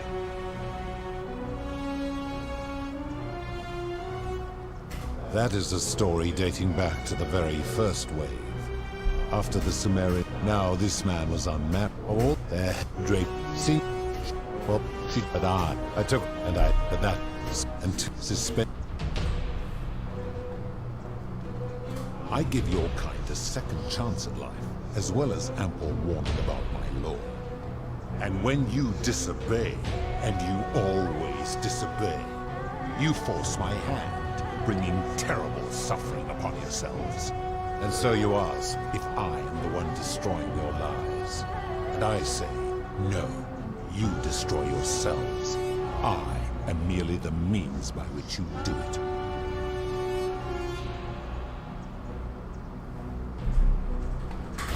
I'm able to commune with all the statues in the city. Their ears are my ear. If she was still conscious, I suppose she could, but she's not.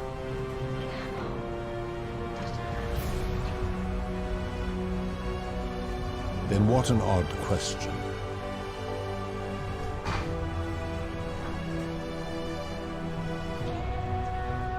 Do you plan to speak in sweeping generalizations, or are you going to give me an example?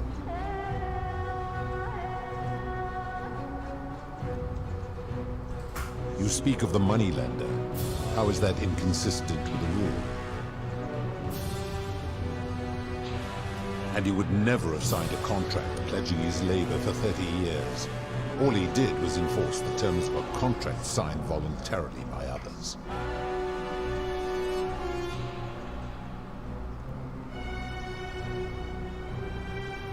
Ignoring your irritating sense of moral superiority, this is interesting. I'm curious, how do people escape poverty where you're from?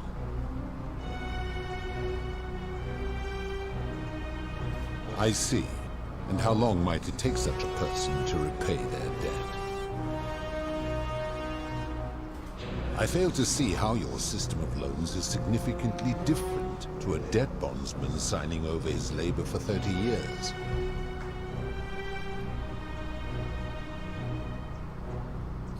Now tell me, what others... The midwife and the palace, yes. How is that inconsistent with the rule? The rule is do unto others, meaning other people. Those statues are something else now. Bloodless shadows, mere shapes of their forms. They are forsaken. What happens to them is... Applying this rule always requires us to interpret the meaning of the words. The literal interpretation helps to minimize...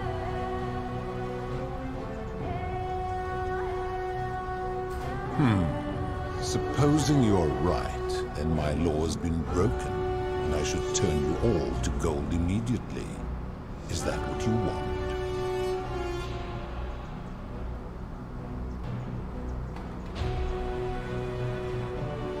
Then your desire to be right outweighs your desire to survive.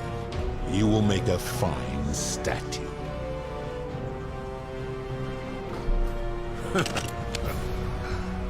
Do you really think you could wound me, a god, with that primitive weapon?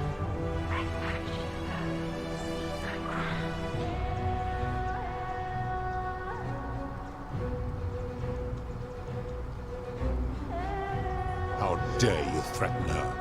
This ends now. The many shall suffer for the sins of the one.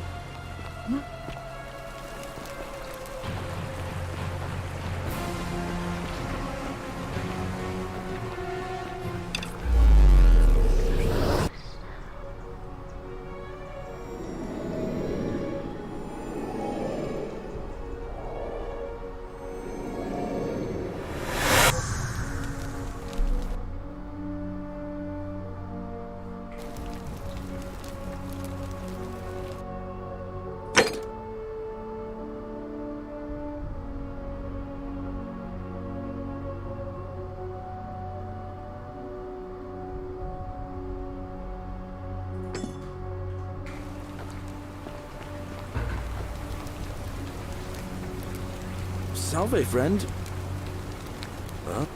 You...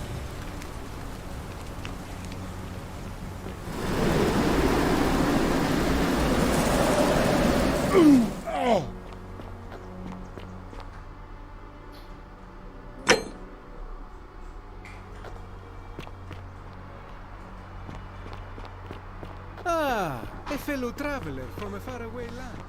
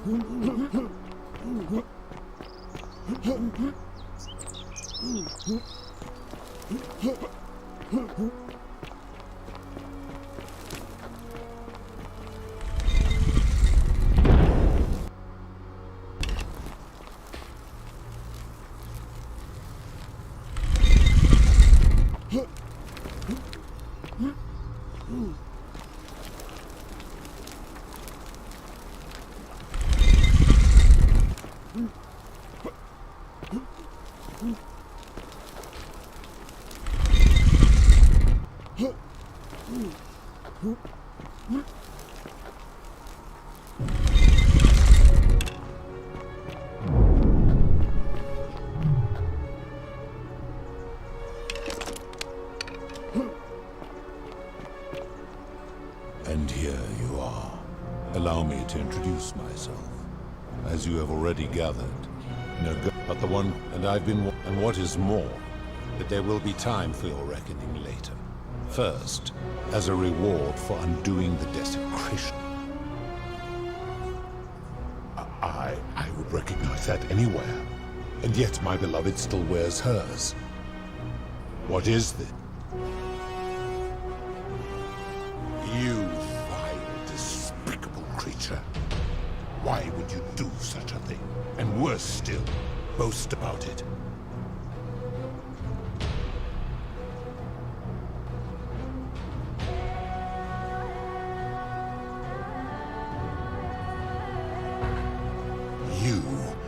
You have put me in an impossible position. If I refuse, you will murder her. And yet, if I agree, I will lose my wager and return to Elysium humiliated and alone. Perhaps you are cleverer than you appear. I do not see that I have a choice in this. Your treachery and savagery have opened my eyes like nothing I have witnessed in 3,000 years. And now you have shown me your species' true colors. And I see that Proserpine was a fool to have ever believed in you at all. This has gone on too long. It is time for me to let go of this form, of her, of all of you. But know this, if I abandon the wager and leave for Elysium, neither she nor your kind may ever ascend.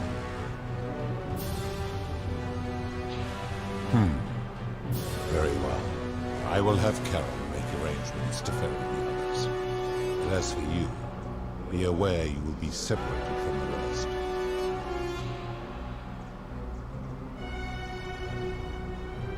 Once this exodus begins, the events that brought you to this moment will never have taken place, and you will have created a paradox.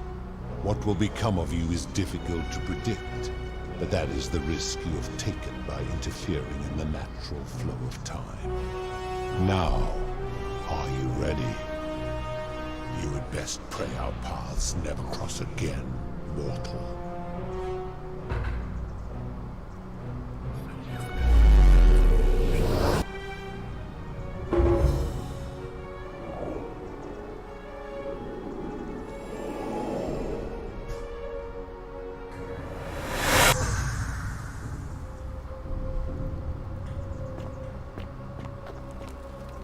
Oh.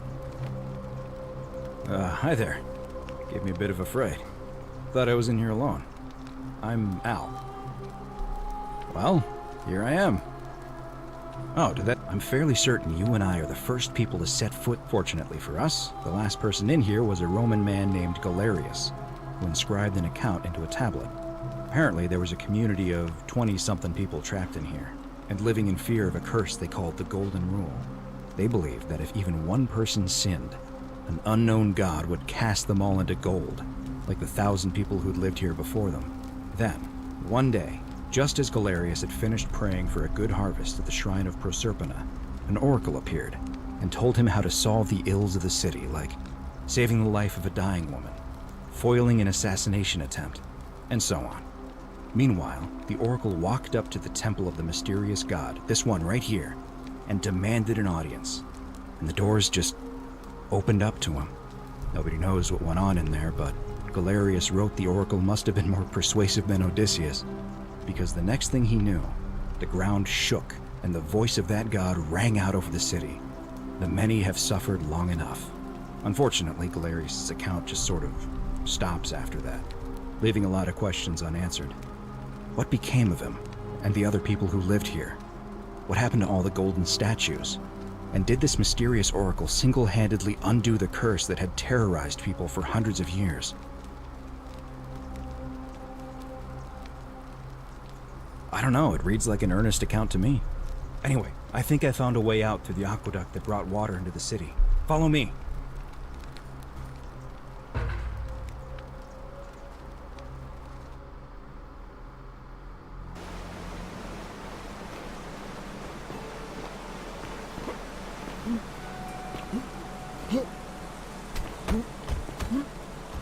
I'm gonna pause here for...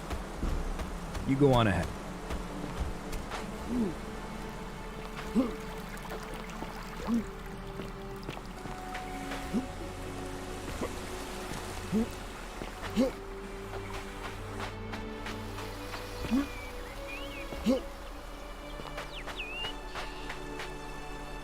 You're back! But you're alone. Does that mean you didn't find Al? Oh, what a relief. Thank you so much. I was beginning to think you'd both become trapped in there. Why don't you tell me what you discovered while we wait?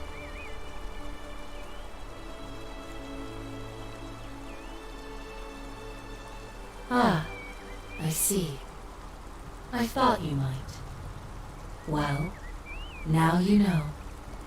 I suppose you have questions. You can just call me Charon. I do not... That most people... That you do... My rule.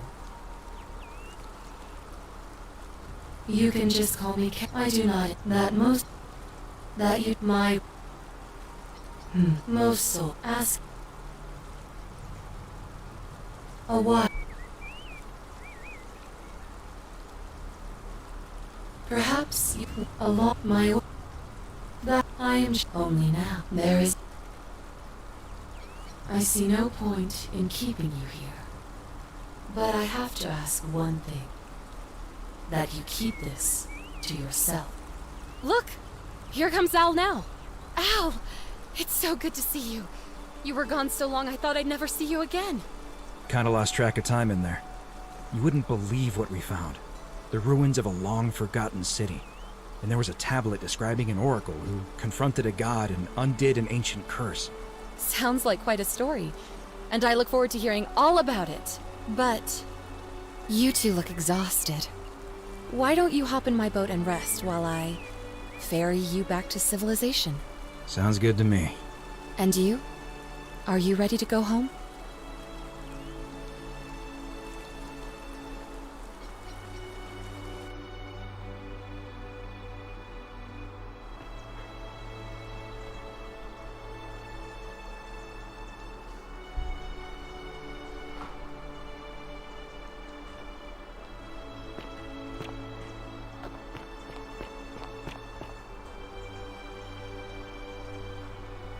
Hey, you made it. It's great to see you again. I read your book, and what the critics said about it. I guess they weren't ready for your theories about the underworld. Anyway, after everything you've been through, I thought you might appreciate some good news. So after we got back to the real world, I started doing some research into the people mentioned in Galerius' tablet. and I found something strange. I'm sorry I've been so cryptic. I've been dying to tell you. I just really wanted you to see this for yourself. Why don't you head on down there? I'll catch up with you at the other end.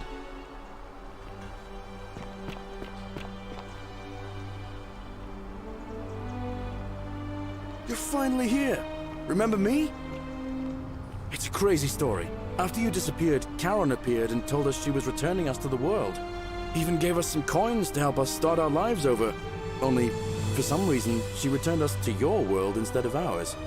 Anyway, I know we only ever had that one conversation, and I wasn't even sure if you'd remember me, but I wanted to say thanks for freeing us from the underworld and giving us a second chance at life.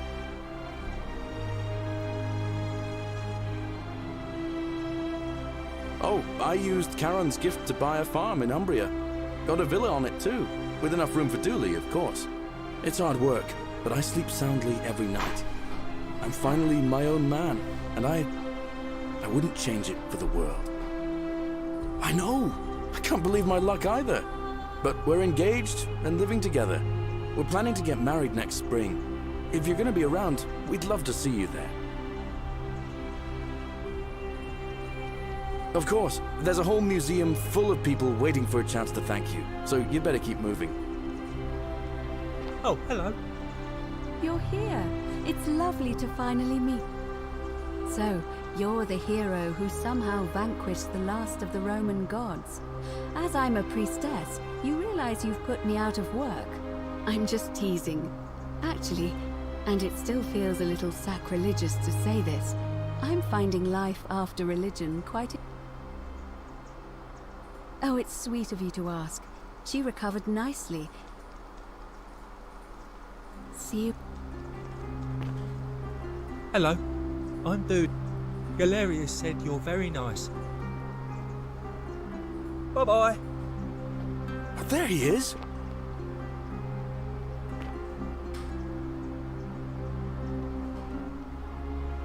You're the... Oh, of course, sorry. And I never got a chance. And of course, getting... Last I heard, Malleolus kept insisting he was the last rightful ruler of the Roman Empire, and wound up... As for Claudia, she was always so viciously unhappy. Someone said she'd blown all her money on wine. After the horrific way they treated Ulpius and me, I can't help feeling a sense of...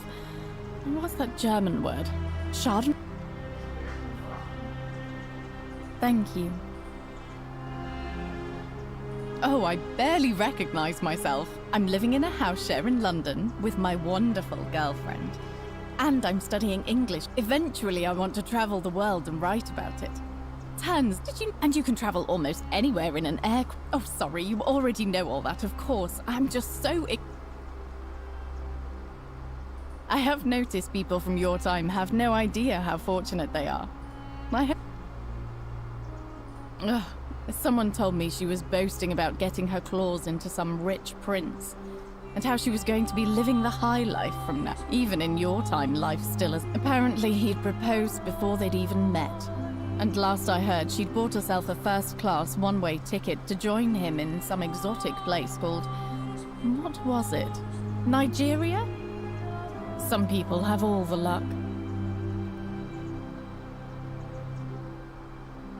Really? Huh. I feel better already. Thank you. You too! If you're ever in London, let me know. We can go to bars and drink wine. I hope...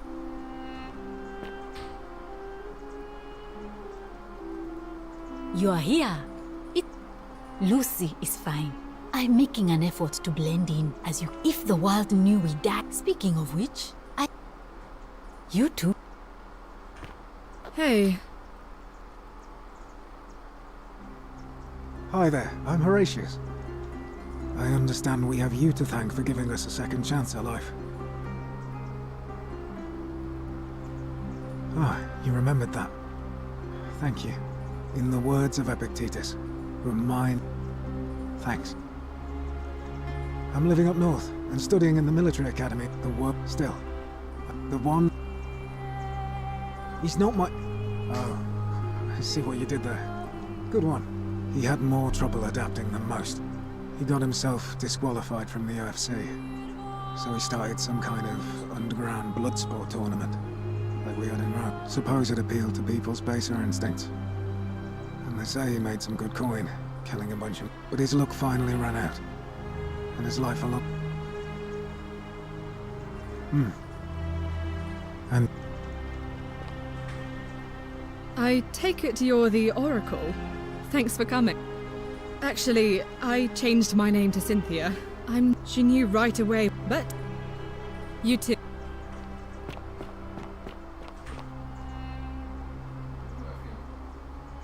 Greetings. You must... I am told we have you to thank for... I am reacquainted. Perhaps one day, once I have seen all of this new Greece and sampled her... I hope you will join. You too, my... You're... the one with... I wanted to say thanks for sending Galerius to save my life. I'm just so happy to be here. Well, it's not like I have to work with all the silver Charon gave me, so mostly that means baking for my friends and looking at memes while... Thank you. You...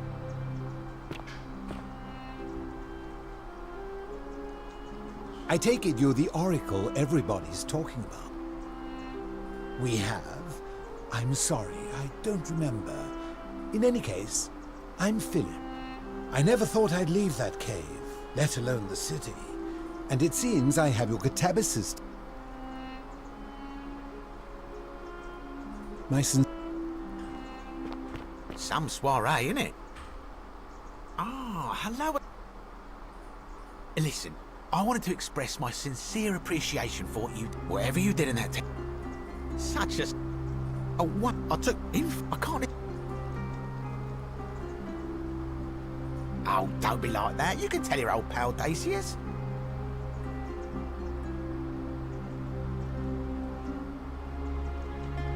Oh, of course, yeah. I was just... Of course. Good evening. Hello there. Oh, hello. It's lovely to meet... I'm thankful that you're here. I was sure the person who drove off the last pagan god would have more important things to do than... But thank you for coming and... I'm living in Rome again, in a charming little flat by the Tiber. Not far after you sent Galerius to persuade Ulpid, I just want to spend the rest of my life helping. Thank you. And you. Oh, and I hope this isn't too... Wonderful. Greetings. I'm... Andy...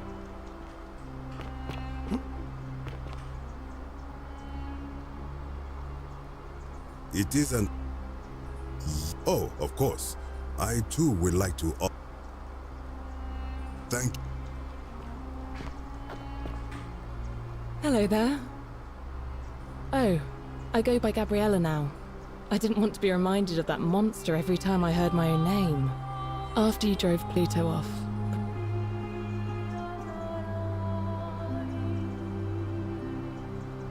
Don't worry. No. Thanks. It's nice to finally put a face... I understand I had the way you just showed up. I'm living with Gabriella in Umbria. We finally bought... Every day I look at her and this extraordinary new world. So we're living each day to the... Sitting together on our terrace with a glass. And I... Thank you. You too.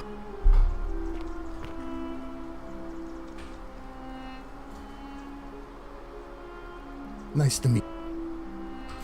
I go back for what son. You.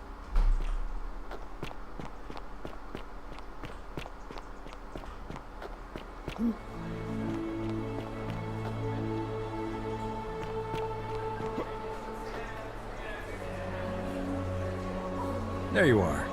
I hope you... Now, there's one more person I want... Sorry if I frightened you. Just a little joke I've been saying. Allow me to introduce myself properly.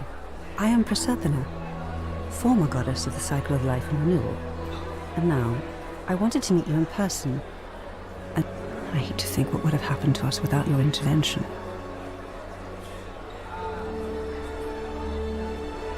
I did. I may have given up my immortality, but I still retain my gifts as the goddess of the cycle of life and renewal. After witnessing Pluto punish countless poor souls over thousands of years, I knew this generation, the final wave, would not survive. So I tried to give them a way to buy more time. A second chance. Rather, as many second chances as they needed to avoid his wrath. So I whispered to Sentius in secret, telling him that prayer required to create a portal in my shrine. I knew the danger of humans being corrupted by godly power, and so I put a safeguard in place. I required the creator of the portal to sacrifice their own life, so that it could only be used selflessly to help others. What I did not anticipate is that Sentius would retain his accumulated memories from each previous day, and as a veteran soldier he had long since shed his fear of death. He quickly discovered that he could, in effect, prolong his own life indefinitely by exploiting the cycle. Of course, once I had taught him the prayer, I could not unteach him, and there was little I could do but wait for someone like you to come along and see him for what he was. We were all fortunate you came along when you did. I don't know what happened to him. I haven't heard from him, and I rather hope it stays that way. Oh, she inherited dominion over the underworld. Last time we spoke, she was working on a new world of some kind. She wouldn't say what it was, but I'd be surprised if you don't run into her again. I imagine we all will, one day. Indeed. Suffice it to say that while Pluto was controlling the eyes and ears of each golden statue, I was able to control their tongues and whisper to you when he was distracted. I am sorry my messages were so cryptic. There were only ever brief windows in which I could speak to you without being detected. And you, although it feels like I've known you forever. Oh, and one last thing. Do you remember all those golden statues scattered throughout the city? Good, because they remember you. Well done, my friend. Of all the heroes who ever journeyed to the underworld and returned, none came close to achieving what you did. Hercules, Orpheus, Theseus, and Aeneas would be proud.